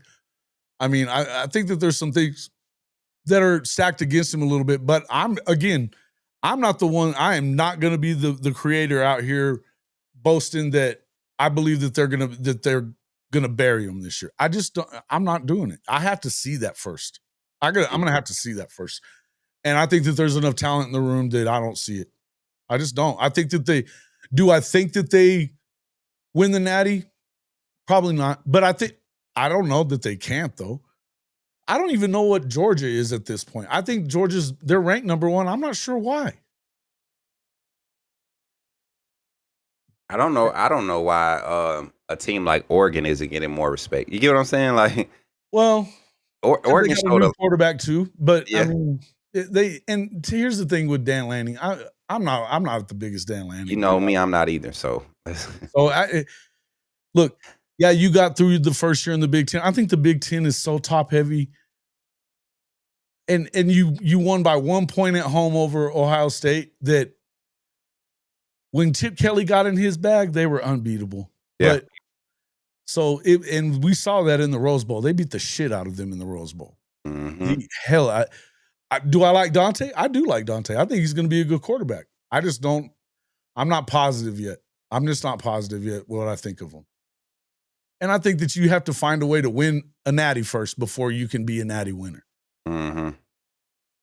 I just don't know if I believe in it. I like it. I like that assessment though. What you see for Bama. Yeah, I think they're going to be good, man. I think they're a pain in the ass no matter what. Right. We're going to find out something real quick when they go up against Georgia pretty early on, right? Yeah. Well, we got Florida State opening the season, and Gus Malzahn is at Florida State. That's So gimmicky hell, pain in the ass football right there to deal with. That is a tester.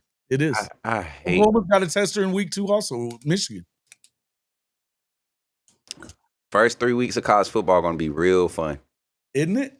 I agree. Real fun this year. Texas going to the shoe to play Ohio State. That's crazy. Texas, Ohio State. That's crazy. Notre Dame and the U opening up. That's beautiful to see again, right? Mm-hmm. Come on, man. Like this is if we're going to be dealing with NIL and portal and all this stuff during the offseason, when we come back, we better have some doggone good 16 weeks of college football to watch. Cause I'll tell you what. But my outlook on Oklahoma, man, real quick, just roster turnover was a huge thing with Oklahoma. But you all go in the portal, you get some quality guys, some good fits, key fits on the offensive side. I think 2 or 3 guys that I think are going to be like instant plug and play. Of course, your quarterback, John Mateer. I think he's going to be a quality guy that you look at the offensive coordinator coming in. What's his name? Arbuckle, Ben Arbuckle. Yeah. You look at what he brings to the table. Come on, you gotta hope that the passing game kind of advances. And then with Mateer and his athleticism, I mean, is he classified a dual threat? I would classify him dual threat. Yeah, he had almost 900 rushing yards last year. You get what I'm saying? Like anytime you get a quarterback with 500, 600 rushing yards, and in an offensive scheme that doesn't necessarily say QB run, that's a quality quarterback. You get what I'm saying? So Mateer, physicality wise, I think he stands up in the SEC, and he has a quality year. What develops around him is my concern. You know, Sure. especially, I mean, you got some juniors and seniors on that roster, but no quality experience there. Deion Burks is probably your most experienced guy, if I'm not mistaken. Or Giovanni Gibson, I guess, but of course he's coming from the FCS, but he's been a monster so far. Is there any relation between him and Jaden? No, because they play similar. What's crazy is they really do play similar. Yeah, but his speed is off the chain. His route running, dude. You got to watch that kid. He played at UAPB with a guy that wasn't worth the shit throwing the ball. Oh, I know. I know about Giovanni Gibson. We know about him. He's a stud. If he can stay out of trouble, he'll be straight. Coming over from Arkansas too is he's another one of those guys that you're liking. And I know you guys were. I remember talking with you last year that you really liked Zion Kearney. Yeah, you were high on Zion Kearney. Yeah, he's been showing out a little bit too. They've got some freshman guys, but yeah, Burks. If it's starting to look like Burks, Gibson, and now if Jaden Gibson is healthy, and I mean he had a bad injury when he got. I mean it was bad. Yeah. The expectation is that you probably get him somewhere around week 3, week 4, and he kind of works into it, which is probably a good thing. And dude, he had turned into a certified ass dog by the time that year 2 had rolled around at the end of the year. He was getting ready to have a big year last year. Would you see a guy like Choice being able to get in and get some quality early rotational looks because of that injury to him? Because I like Choice too, your true freshman wide receiver that's going to be on campus. Manny Choice, yes, yeah, 6'4", he's been killing it. He's been killing it. Come on, man, like there's a lot of unknowns there. That's what Elijah Thomas is from Oklahoma. He's a freaking animal. I'm telling you, man. There's a lot of unknowns in that room. They got a lot of talent in that room. The question is, do you move that forward? Now, this time last year, I'll just say this. What you were seeing from the offense against the Oklahoma defense, and the Oklahoma defense is going to take a step forward again. They're nasty.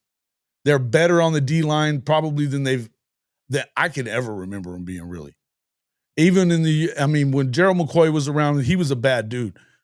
But they didn't have the depth and they got waves of it coming at you now. The defense is going to be legit. Now, but last year they were eating Jackson and these guys alive during spring, during fall, all of that.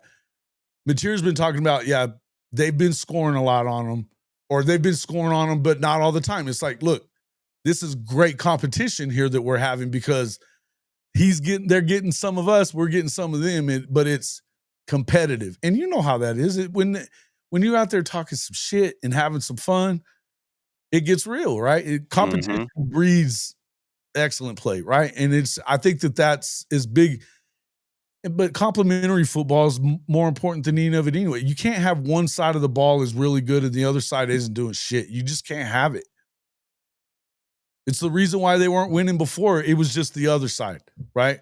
Right. You know, the offense was performing, the defense wasn't. You got to have a little bit of both. Do I think that the offense is going to be top 10 in the country? I don't. It could be because we know Oklahoma can do that. But I would also say I don't think they have to be. If they're top 30 or 40, I think that they're going to be competing for 9-10 wins. Right. And speaking of the defense, we kind of talked offense. Speaking defense, I like what you all did by going to get Marvin Jones Jr. Think that was a huge thing. Adding him to that front. He's showing out too. Daniels is another guy not to sleep on either. He coming from Oklahoma State. Is he gonna let me give my Oklahoma assessment, or is he gonna just keep trying to tell me what to look for? Cause I'm watching. No, I know you excited, man. Muting, bro. I know you excited. Look, he love his Sooners, man. Y'all see, I had to bite my tongue and let him talk about Bama because he was on point. I just want to talk a little bit about him, Jason. No, dude, I do want to hear what you have to think, what you're saying about him, because I know last year you weren't as high on him, but I wasn't. You were also talking about that offense. You didn't think much of Jackson. I didn't. And yeah, Jason, I want you to remember something because we might be closer this year. I said this would be the year we see the turnover.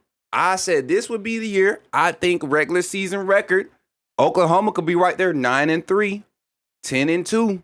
I don't see them dropping 4 or 5 games year 2 under with this transition. You're going into year 4 under Venables, right? Mm-hmm. Year 4, and he didn't come in with a loaded roster of talent. This wasn't a full rebuild, but he really had to patch some things together, especially with the staff. He had to get some philosophies in place. Year 1 and year 2, there was a lot of philosophy clashes, a lot of unbalance with play calling. Last year with Latrell also, that was a big setback. That was a horrible setback. So you look at what they're bringing in now. I think the defense is probably going to be stout. I think they're going to be stout. It's about load carry for Brett Venables. We know he likes to get 12, 13 lock rotation wise. Will he open up and get a lot deep rotation? Because the secondary to me looks very impressive. You got a transfer guy sitting on the bench in Kendall Daniels, right? I don't know, is he back from his injury or what's happening? It wasn't really an injury. They moved him to linebacker last year and he didn't perform well. Definitely not a linebacker. Put him in the box safety. He's a hybrid strong safety linebacker. Kind of a rushing safety, You don't want him. You don't want him third phase coverage. None of that. You definitely want him closer to the line of scrimmage. But he's not a linebacker. You don't want him shooting gaps. You want him stealing your edges. You want him tracking. Kind of where I think he may end up slotting in some certain times. Which is that hybrid, right? Hybrid linebacker safety, right? But I look at the secondary, man, and you look at the corners. Eli Bowen is going to be a stud. Gentry Williams, I think. What's the? He's got to get healthy, but he's got to stay healthy. Gentry, yeah, and what's the kid? Jennings. Is it Spencer Spears? Spencer Spears or no? So you've got. I'll read off all the corners for you real quick. It's I think this one is a safety though. Robert Spears Jennings. Yeah, he's a safety. Then you also have Kendall Doby, who got hurt in the Tennessee game. He was a corner coming out of JUCO, but had settled in as the cheetah. You could probably move him around, but what they're looking like right now, you're hearing a lot of good things about obviously Eli. He hadn't been playing in the spring because he got just turned his ankle a little bit. And then but like Jacoby Johnson, we're hearing good things. We're hearing a lot of good things about Jeremiah Newcomb. He's a redshirt freshman. Yeah. His dad was Bobby Newcomb that played it at Nebraska. Yep. So another sticky guy. He's a little smaller, but then we're hearing really good things about Cortland Guillory as a freshman. He's out there competing big time.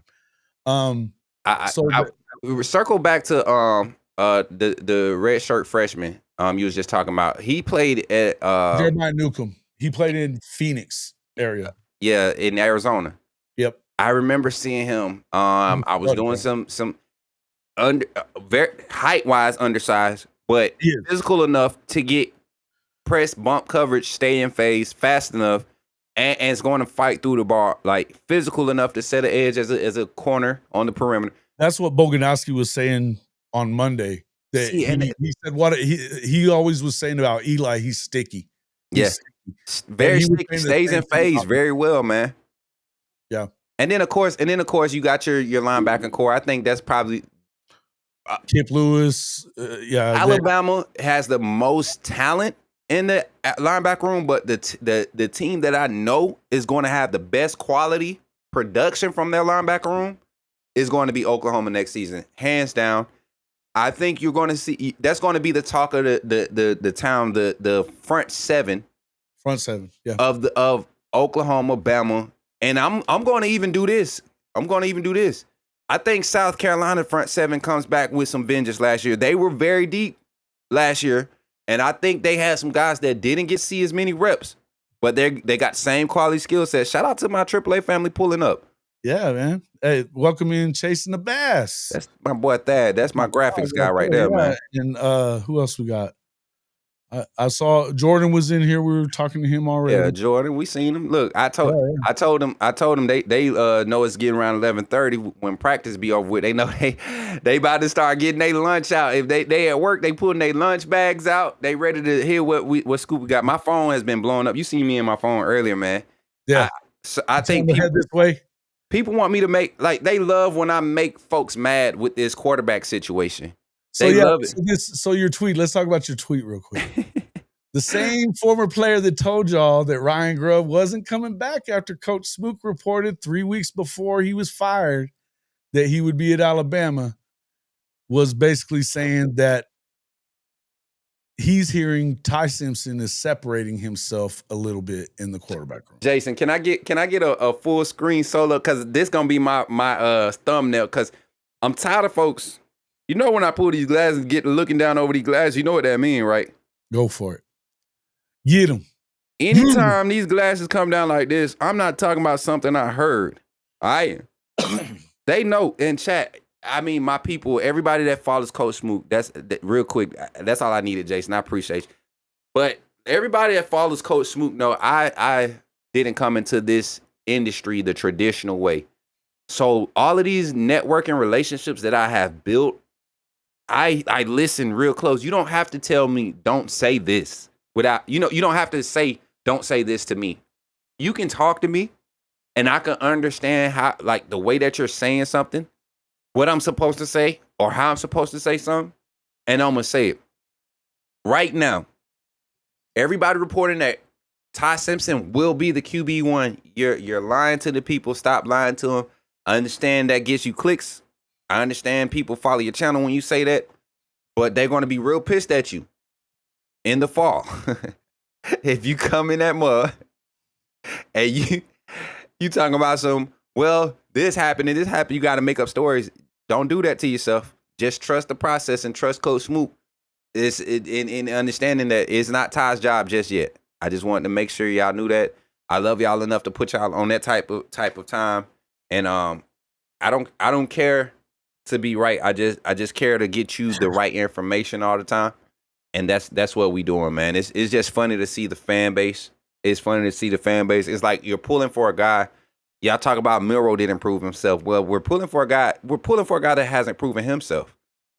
Nobody that watches football can go back and watch Ty Simpson against USF 2 years ago and say he's the reason why we won the game. No, he's not. The defense is the reason why we won the game because neither quarterback that played in front of Jalen Milroe could put anything on the board, plus the rain, plus all the other excuses, but he wasn't the reason we won. Let's kill that. Right. Well, and I think that game was supposed to be for him to win the job, right? Was it not?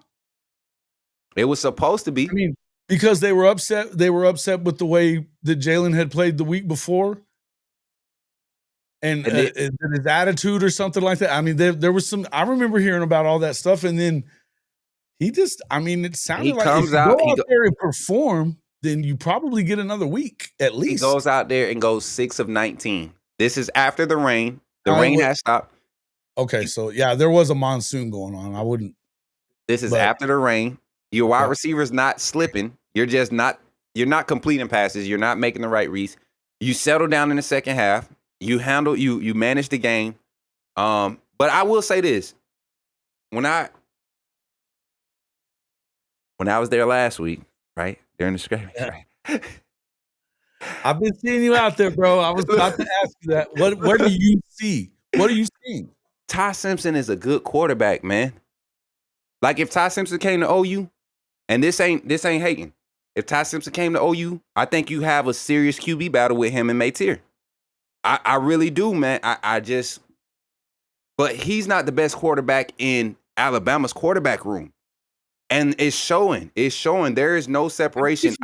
He would have already established that. Would he not have? Come on, man. And you, Jason, you know football. I do think that wherever the race is, they could still. You hear about coaches; they want it to remain a race so that they don't lose a guy in the portal. This ain't one of those situations. I don't think that's what this is either. That's what I was saying. I've heard that before. I don't see that. I don't think that that's the thing.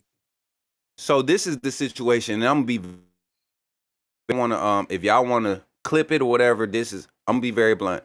I think this is a situation where they're buying time for him to lose the job, right? Meaning it's yours, but you're going to lose it if this happens. If this is not being displayed, and if he loses that job by the end of spring, Alabama will still have 3 scholarship quarterbacks on roster, and they will. Ty Simpson won't be the starter. He will sit through next season and have to. If he wants to play as a starter, he will have to transfer after next season. This is not a staff that's worried about fan votes and none of that. There's a quarterback. There are 2 quarterbacks, other quarterbacks in that room. Actually, there's 3. Cade Carruth is a 5th-year guy, a 5th-year senior, I believe, 4th-string quarterback. And you look at him spin the ball, right? You put an offensive line. He kind of reminds me of what the situation Austin Mack was in last year. You getting thrown out there with the makeshift offensive line, the walk-on running backs, the walk-on wide receivers, right? Mm-hmm. But he spins the ball. We said the same thing about Austin Mack last year. Looked horrible in 8A. But I look at this whole roster, I look at this quarterback situation, and I try to get people to understand that there's no way as a coach, somebody that's experienced in the game, Jason, I think you'll agree. I have a 4th-year guy that's been playing this quarterback, this position for however long, showcasing weaknesses or whatever. Now, I wouldn't even say weaknesses. Giving an opportunity to 2 young guys right behind him. I don't get into that logic of saying because you're a senior, you're the best. No. If I got a guy out there that's doing the same thing you can do and he can do something else, I'm going with that guy until he proves me wrong. You would be the very first person that has said that Ty Simpson isn't an athlete. When did I say? I don't really look at Ty. I know Chase Bass is saying that he's a good pocket passer and that can game manage. I don't see him as a super athlete or anything. He's not a great athlete. He's sneaky. I also say I don't see that. I don't think he has wheels, bro. I don't think Me neither. Like, does AJ? How many times did we see AJ McCarron literally get sneaky down the sideline and scramble for 15, 20 yards? Come on, man. That's not the same thing. That's not the same thing as being an athlete. You get what I'm saying? That's just taking advantage of an opportunity. We're talking about athletes. The only athlete the real athlete in that room is the freshman. Do you think? No, I won't say that because Austin Mack is a freak. I like Austin Mack, but athlete. I'm saying the real athlete. Yeah. Somebody that can really like if he wants to. If you want to, if you have Russell is game, really good, dude. if you have to go read option, if you got to go RPO system, no vertical pass game, Russell is that dude that you want back there. Mack is not that dude. His release is not as quick. He's not as accurate, right? And he's not going to give you the off balance, off platform throws that Russell's going to give you. What Mack gives you is strength in the pocket. He's going to stay in that pocket. When he extends the play, he can give you somebody could be hanging on to his shoulder, and he can still throw a zip.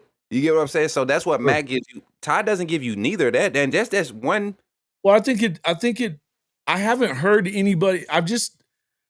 That's really the only time that I've seen anybody say was that you just retweeted that. I haven't really heard anybody say that he's separating. And if you're not separating, I mean, I asked you about this 2 weeks ago. Right at this, I was like, he's not before it even separating. kicked off. If it's close, you kind of have to go with the young talent. Because to me, if you've got a year in the system, you've got seniority, you're older, you've been in the program as far as all of it. The fan base is behind you. Why the staff Apparently. won't give you the nod? Like, let's be clear though. Let's be clear. Coach Smoot. I think if it wasn't close, then they would tell you it's not close right now. It would be louder, would it not? It would be a lot louder. It was loud last year for Jalen Miro. Right. First, Jason, you know how excited I was. Well, we hadn't even met yet. I'm so excited. My first day, team reporting. I'm in the conference room. I'm looking. I'm a fan right now. I'm not even Coach Smoot and stuff in the. I'm government name. Look, I'm government name Hines. You know what I'm saying? Like that's who I am because I'm in there. Like I'm looking the backdrop. Man, I'm seeing reporters that I watch on TV and YouTube in there. Bro, when Kennington Lloyd Smith walked in from the Athletic, I look up to him. We ain't but a year apart in age. Like I followed him. When Mick Gillespie walk in there, I'm like, oh my God, that's Mick. Like Tim Watts, all these guys, and Kalen DeBoer walks in. The first question. I know all those guys. First question: who took QB1? Who took first team snaps today? He said Jalen Miro took first team snaps. As of now, he's the guy that's in the QB1 slot. I mean, he alluded to it so clear. And then a week later, how's the quarterback performance? We're seeing growth from all our quarterbacks. Miro continues to grow and separate himself. Like, these are things that were said. I have yet to hear that about Ty.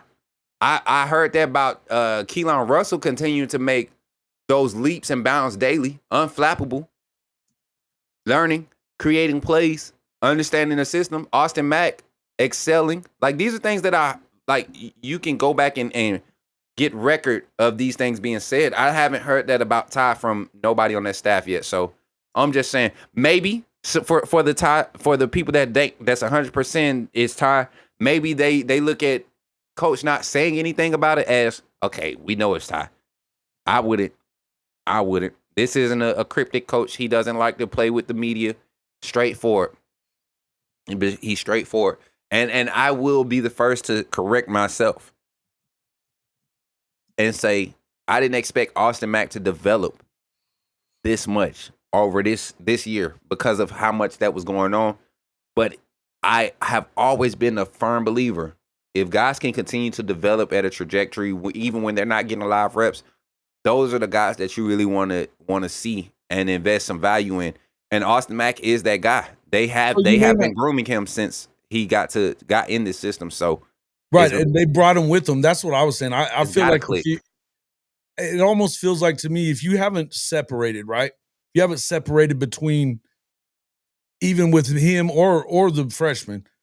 But I think that I could see them going with Mac because we brought him over here for a reason. He's been in our system. This is year 3 for him, right? Right. It's the same thing we're talking about with material. The system he knows it. He's teaching it. He's helping teach it. So, yeah, I'm not saying that it's not Ty Simpson. It could be. I don't know that he'll have a very good grip on it, even if he is QB1. I think, you know what? After what I've seen, I think he actually has a grip on it. Like, I don't think Ty Simpson is struggling. Huh? Ty Simpson does? Yeah, I think he does. I think he'll have a grip on it, like. You mean as far as the system? Like Keelan Russell or Austin Mack 4, 5, week 6. Oh, whatever. yeah. No, I meant you like, I thought you was talking about like the system in itself, like what it is. No, what I'm saying is I don't think that he has a very good grasp of a grip on that position to start. Okay, yeah. I don't either. Job itself. I don't think that he may win it early, but that doesn't mean he's gonna keep it. The only way we haven't seen him do that yet. The only way I think Ty wins it early and keeps it is if you see just a freaking fold from Austin Mack. I think this staff will take one bad practice from Keelan Russell during spring. I think they will. He has yet to have one. He's the only one that ain't throwing a pick this spring. Oh, really? In any drill. Any team. I've seen them getting picks. I've seen them getting picks in drills. Austin Mack will give you one. Ty Simpson has gave you a few, right? Mm-hmm. And that could be because they were running majority 1 reps, right? You're going against 3 first round corners on the perimeter. You got a first round safety. We're not. But I'm just saying, if he gets in with necessarily the same thing or whatever. Yeah, I get that part. Come on, man. But if he gets in and gets 12 reps against those same ones, and he goes 8 of 12 or 9 of 12, no interceptions, maybe not a touchdown, but he's going through reads. He's not having the whistle blown early because it's a quote unquote sack. He's going through his progressions, getting the ball out, stepping up in the pocket, making plays. Literally forward motion, zips, digs, 16. I think he's got all the tools, bro. Got all the tools. Oh man, it's hard to sit back and watch that as a coach and somebody that understands football on any level. Not me. I'm talking about anybody that would sit on that sideline and watch this quarterback battle or this team practice and look at the quarterback position.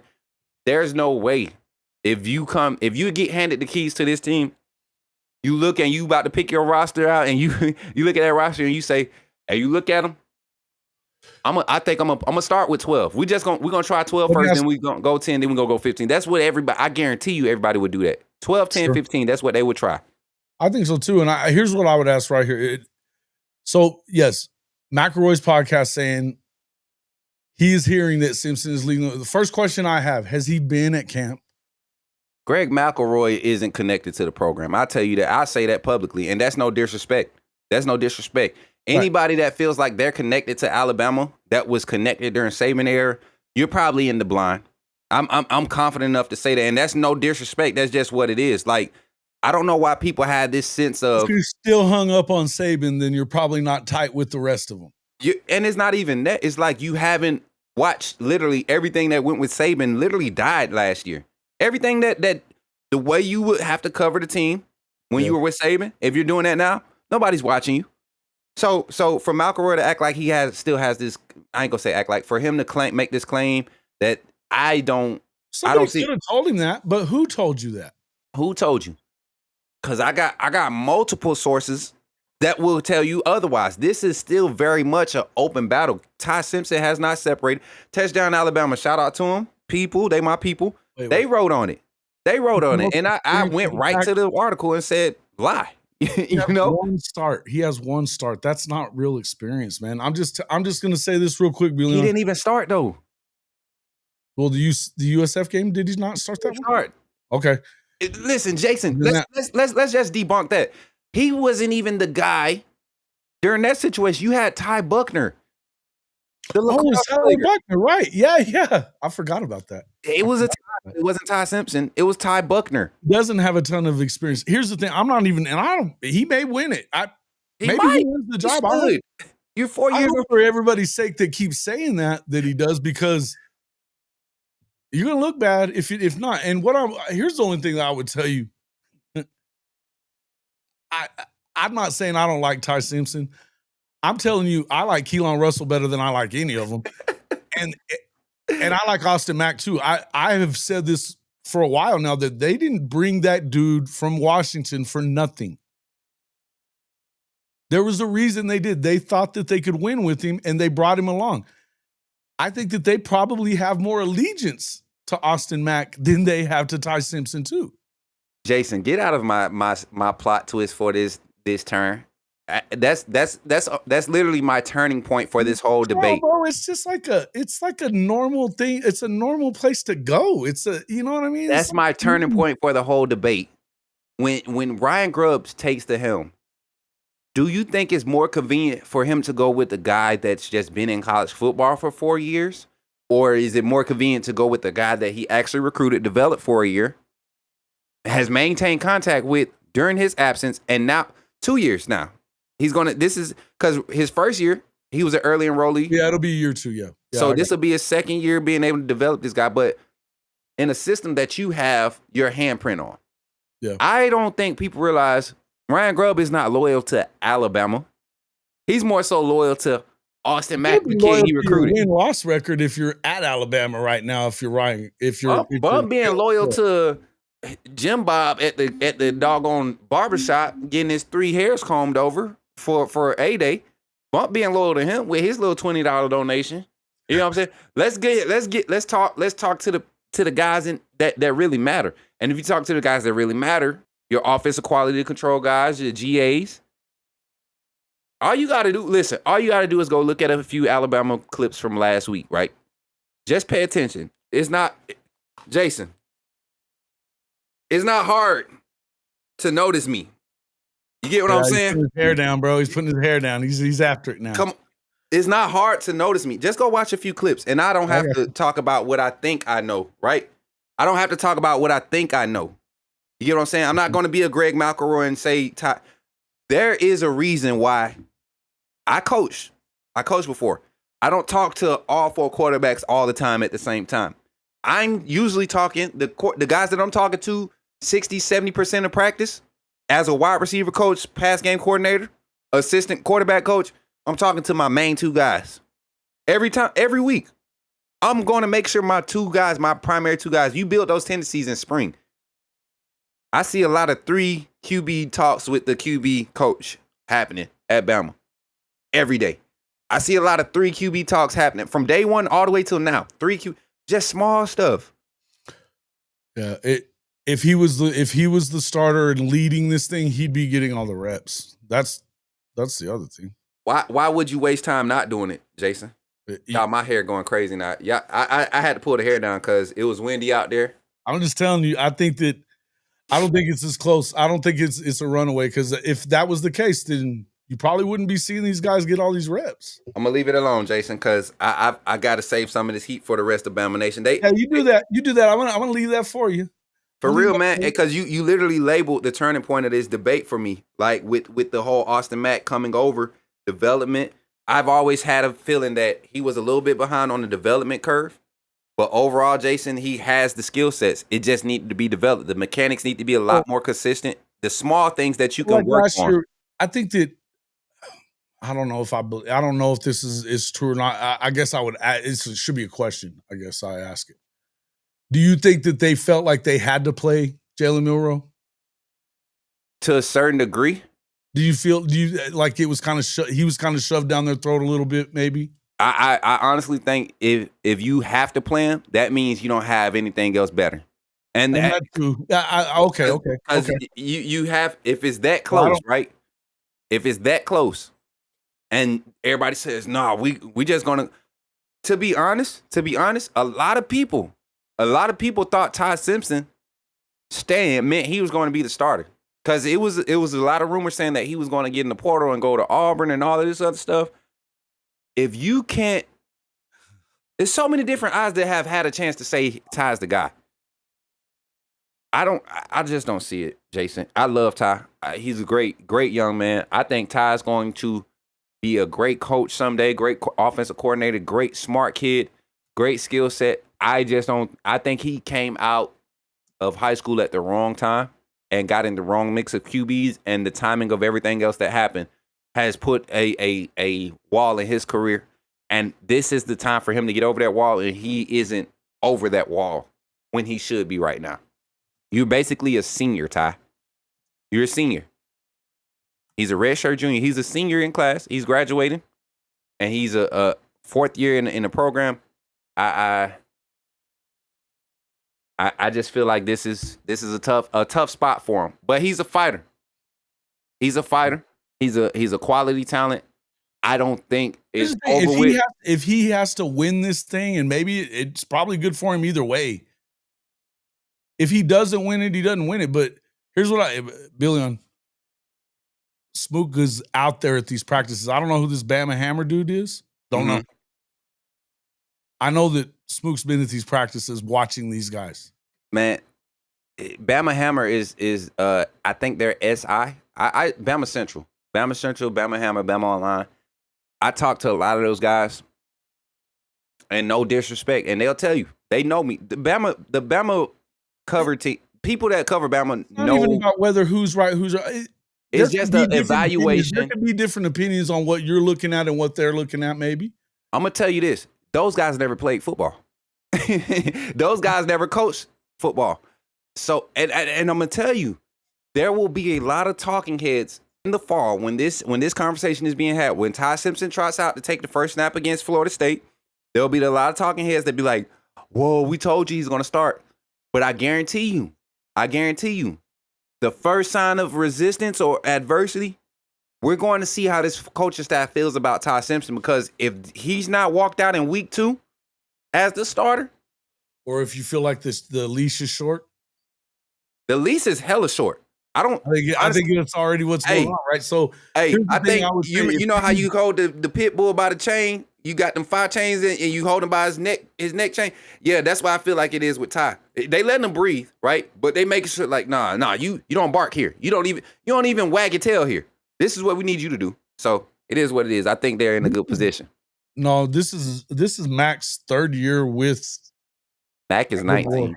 Yeah, he came in 17. He was on the team at Washington that played in the national championship game. I think he was a redshirt, right? Mm-hmm. And then he was there at Alabama this last year. This is his 3rd year in their system. Yep. So again, I think that's if they're going to have allegiance to anybody, they're going to have allegiance to the guy they just recruited and the guy that they recruited before and brought with them across the country. You know, why do you all think Tommy Brockermeyer? Thing, and I don't know that I believe that. I think that they may be. This is just a thought, but you could also be wanting to not have anybody know shit. We've heard Brent Venables last year. He didn't want anybody to know whether he was calling the plays on defense or not. Didn't want anybody to know. They never said anything. He didn't even make the defensive coordinator available for the media until midway through the season, I think. It was a long time in.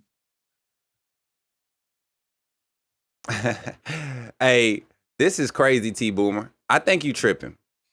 Who, what, huh? What, he said Ty can't hold water next to Mateer. What Mateer lacks in arm talent, I think Ty makes up with, kind of levels them out when you're looking at what they bring to the table. That's just me. I don't know if he's tripping or not, but I don't know if he's tripping or not. But Ty is definitely. I think Ty might be good. I don't think he's as good as the guys in the room. Me neither, man. But these are Mac is different, and we know Russell is different, man. Like everybody that talks about Russell, we know that he might not be day one starter in the fall. They keep saying established himself as a dude. Man. He has. It is a matter of time. I pray for the career. Almost 5,000 yards last year, bro. Hey, Jason, I know it was in the mount. I get it. He's still that dude, man. He's that dude. We're gonna see kind of what happens with all that. But look, I think the question we started with all this on, where are they at trajectory? I love that trajectory question. I think they're pretty close to trajectory-wise right now for where they're at. I don't know that they're a lot separating them as far as the teams and what they're chasing after. I think that Alabama's probably – I still think that the talent edge goes to Bama right now. And if they get the quarterback play that you kind of expect them to get, I don't know that they don't make a big run at it this year. I think Oklahoma's going to make a run at trying to get into the playoff. I don't know that they do, but I think they may. I think it's going to depend on how special is the offense, and do you get extraordinary play out of your corners. And, that's in the back end. I think that the back end is good to go. The safety position is solid. Peyton Bowen is a bad dude. RSJ, you got Boganowski and Powers.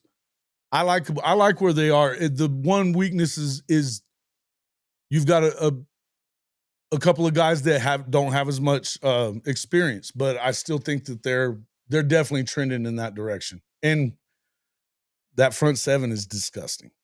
And they're too deep. across the board. Too deep, too proven. 3 deep in the interior of the D line. I say 3 deep talent across the board. 2 deep proven.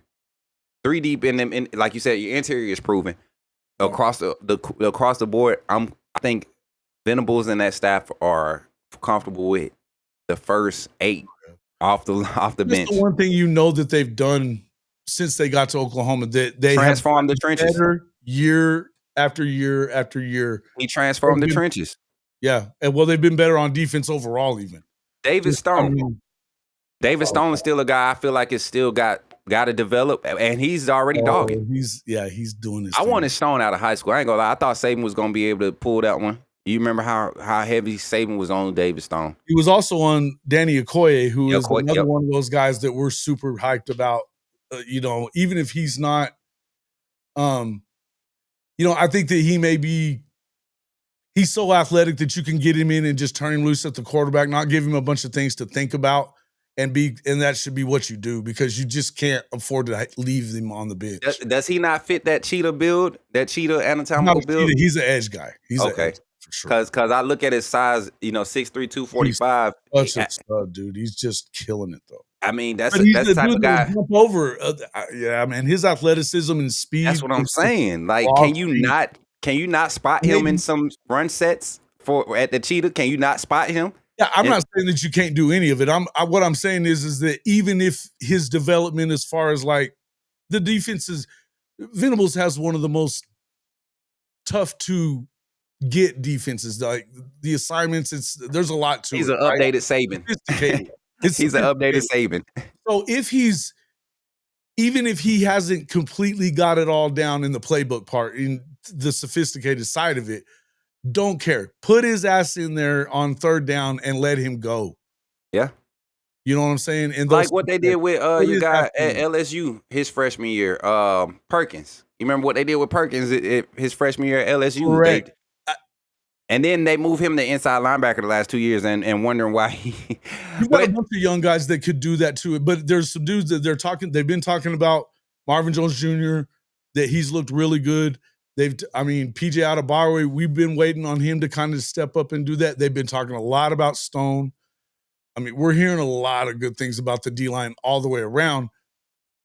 I think they got the best D-line in the conference, but I think overall, and that's where what do they do offensively? If they're top 30, I think that they're going to compete to get in the playoff. If they get into the top 20, watch out. Right. All right, Jay, I gotta go, bro. It's almost noon my time. Man. I gotta get already, man. I appreciate you. Look, I can come over here and act up, so that's what I do. And I appreciate everybody for tapping in and supporting my bro, man. Y'all know we gotta collab at least once a month, if not more than that.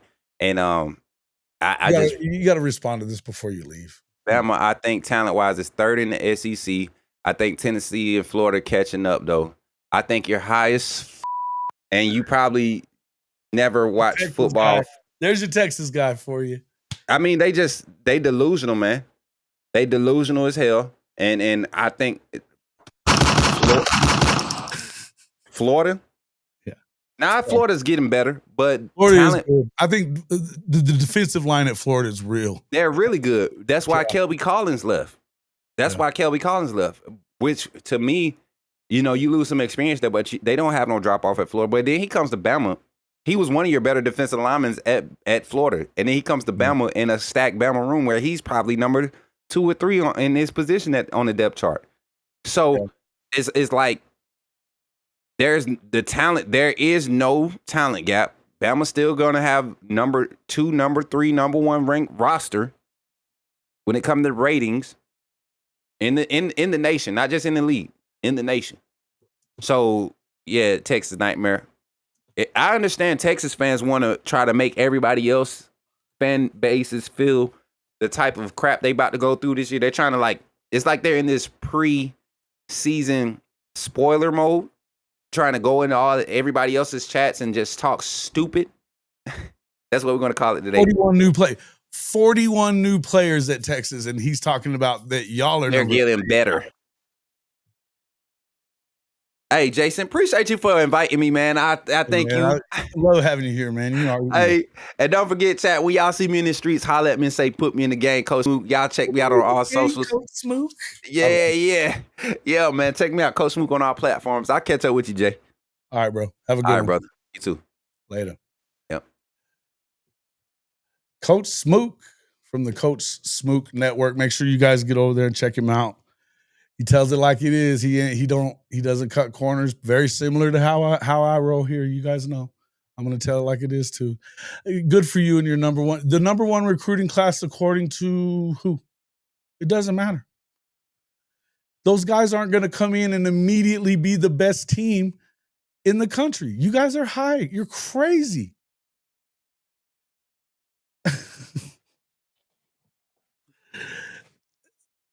Go and look at the actual blue chip ratings and all that stuff from this year. It's still there. The most talented roster is Alabama. It's still Alabama. It's a fact.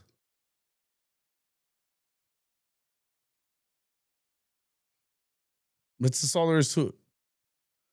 I appreciate Coach Smook coming in. Chicken, what's up, my guy? Appreciate Smook, all you guys coming in and hanging out with us, all the guys from the AAA fam. You guys know you're always welcome here.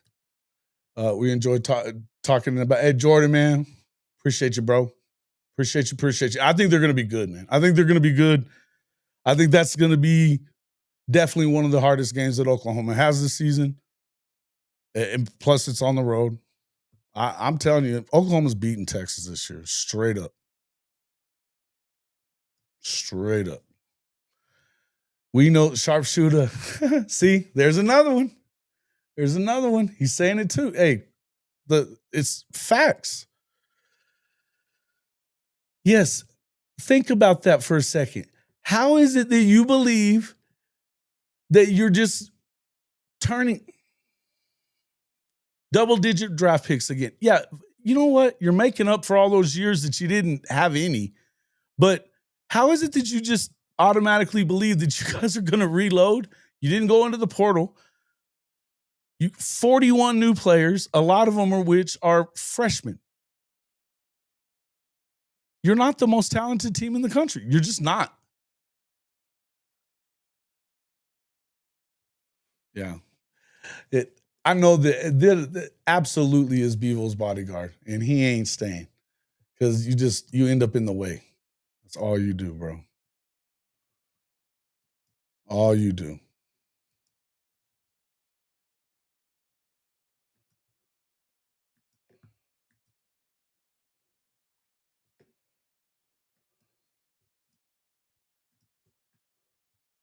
Hold up. I'm going to fix this right now.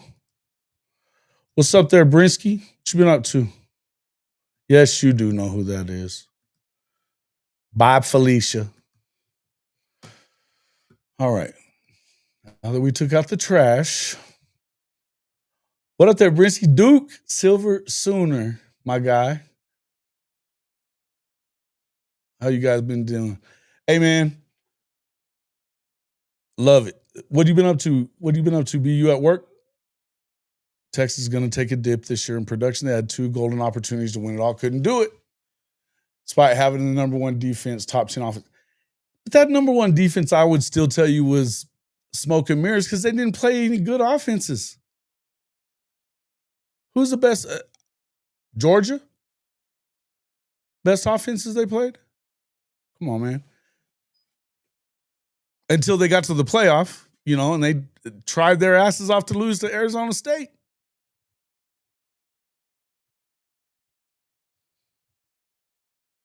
All them draft picks and still, a Big 12 championship to show for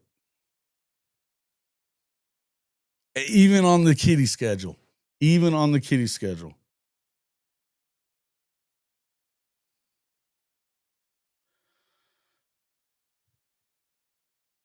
Some people are really fucking stupid. It's just the way it is. What's up there, Boomer Halen? What's up, my guy?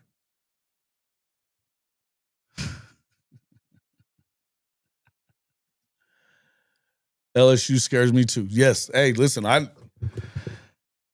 know that coach is gonna hate on LSU and Brian Kelly. And I'm not a fan of Brian Kelly. I'm not sure what they do, but I think that they have the best quarterback. The most sure thing at quarterback in the SEC right now.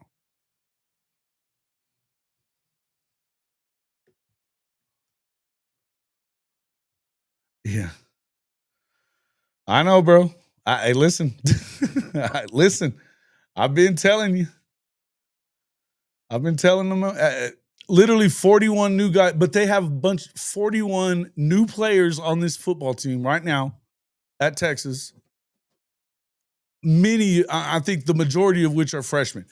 And they're just going to come in with 4 out of 5 new starting offensive linemen, I know everybody thinks that Arch is the next coming of God, but this is his first year as a starter. All this talk about Ryan Wingo, he had one 100-yard game and 2 touchdowns last year.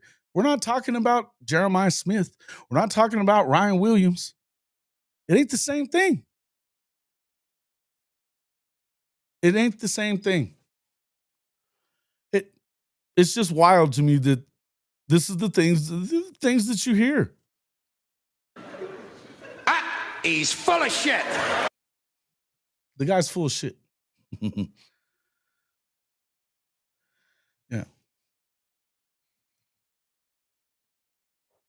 What's a bad season? Oh, yeah. I appreciate it. What's a bad season for LSU? 9-3, maybe? I think they could be the best team in the country. Depends on their defense, man. I think it depends on their defense. I think they're going to be fine offensively. Maybe 8-4, I guess, 8-4 would definitely be bad. And I think Arch is going to be very good. I don't think he's going to be perfect year one. I just don't see it. Oh my God. Who is this KJ CeeLo? Welcome to the show, and you right. Love it. Yeah. Yeah. Oklahoma's going to beat them.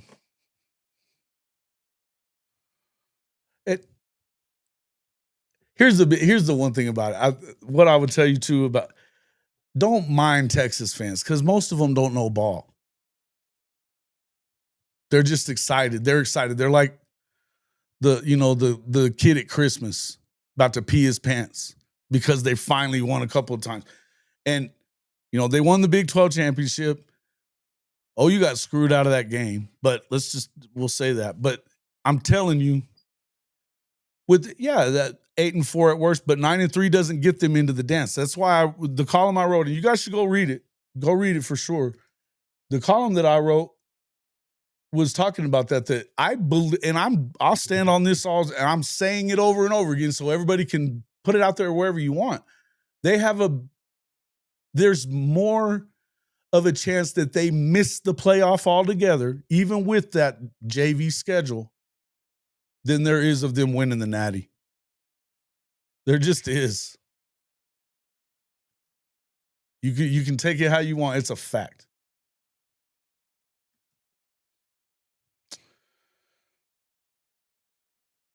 Yeah, they did it by design. But here's what I would tell you about that. They cupcaked them, and they needed to win by getting that, because I'm going to tell you something. It sucks for OU in year one. I don't know where they end up in year two. I'm expecting 9-3-ish, maybe. I mean, they could have a special year. We'll see, right? I'm going to have to see it, but we'll see. But if you go out and you have a 9-3 season and you've just played the gauntlet that you've played for 2 years, who's better prepared to deal with the SEC now in year 3? It's just, I'm just telling you.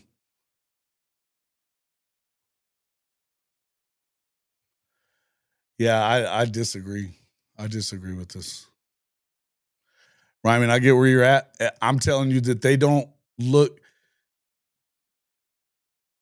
What do they have right now that tells you that they're going to go out and win the Natty or win the conference or really compete for the conference? Realize that They have to go to the Swamp the week before the Red River game. They got to go to the Swamp. Oklahoma's hosting Kent State. That's an advantage right there alone. Whether or not, even if you don't think that they're as good, you can always beat them. And that's going to matter.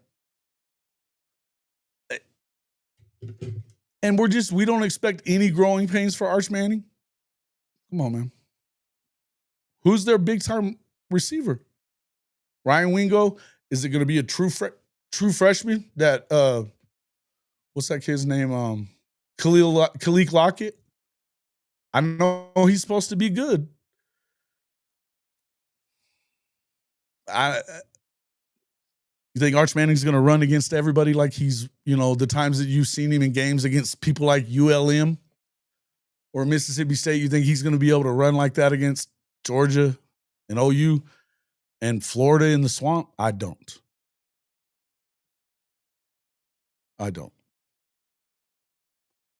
I'm just saying. Strong is a relative term, though. Strong is a relative term. And what they're not doing is getting what we know is this: they still struggle with teams that have similar talent, and even some that have less talent. They're not beating teams that can stand toe to toe with them and say that we got similar talent that you do. They don't win those games. They just don't. So when we see that, I would agree with it. But the rest of that schedule, they're playing where Oklahoma's playing Tennessee, they're playing Vandy. Where Oklahoma's playing Ole Miss, they're playing Mississippi State. We're playing LSU, they're playing Georgia. But then we get, let's see, Kentucky they get Kentucky, Oklahoma gets South Carolina on the road. Alabama on the road. Tennessee on the road. Come on, man. It's smoke and mirrors with these guys. I'm telling you, it's smoke and mirror with these guys. I was a year ahead of it on the prediction last year. I'm not wrong now. Watch. It's going to be fun. It's going to be fun, too. Just remember I said it. You can bookmark it all. Write it down. Take a picture. I don't give up.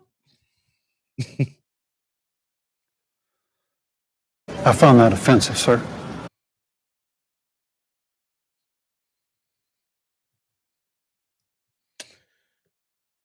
You can't just do it, but all right. Well, here's the difference in that. The Big 12 was trash during this time. Texas sucked. And when the next best team is Okie Light or Baylor, it ain't the same thing. It's not the same thing. And they're not going to have the benefit of this schedule after this season. They're going to have to start playing at the big boy table.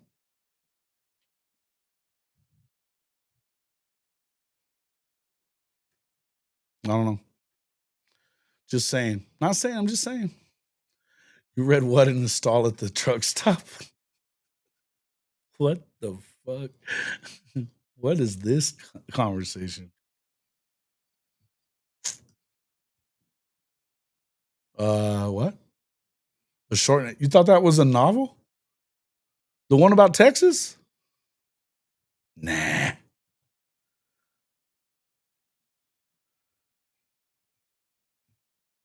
You think they beat Georgia this year in Athens, Duke? I don't. I think even if Georgia, and they've got Georgia ranked number 1, but I don't think they win that game. They haven't shown that they can't beat them.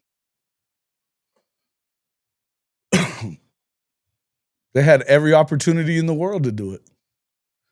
All right. Ryman, I appreciate you. Even if I don't agree with your, but that's all right. I don't expect everybody to agree. But we'll see. Texas will lose on the road at Florida. Florida will be ready for that game. Yeah, I feel like Georgia will be too.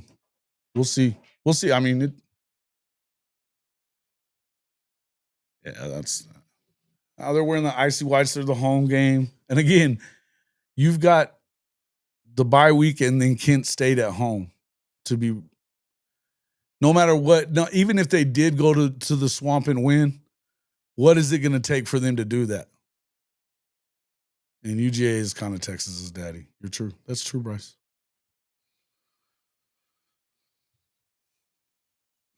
Five till midnight. You crazy.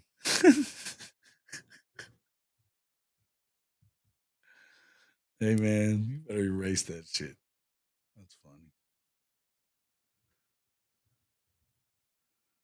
No, sir, I don't like it.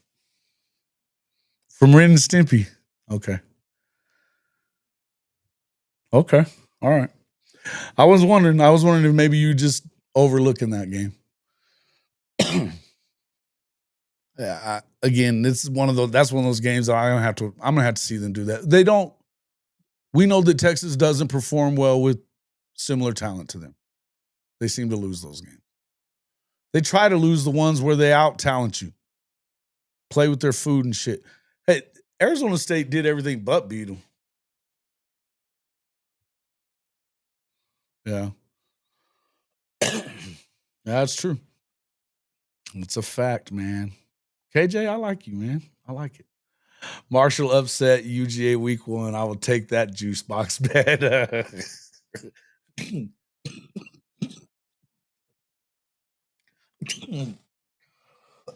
was wondering if you were lurking in there somewhere there, Shawty. That's some funny shit. Popped in immediately when you heard that one. Yeah. I don't know. I didn't say it. I didn't say it. All right, guys. I've been going for a while now. Appreciate everybody coming in. I got some stuff to do before I got to go to work. So I appreciate everybody coming in. Thanks to Coach Smook for popping in here. Thanks to all you, everybody for coming in and damn. This damn wind is still blowing over here. It's killing me. So yeah. But yeah, I appreciate everybody coming in. It's always fun to talk with you guys and the interaction is always good, man. It's always good. I appreciate that. Make sure you guys hit that like button if you haven't. Become a subscriber to the channel as well. We're putting out content all the time, man. You want to be here for it. So yeah, make sure you guys pop in here and we will see you all on the next one. And yeah,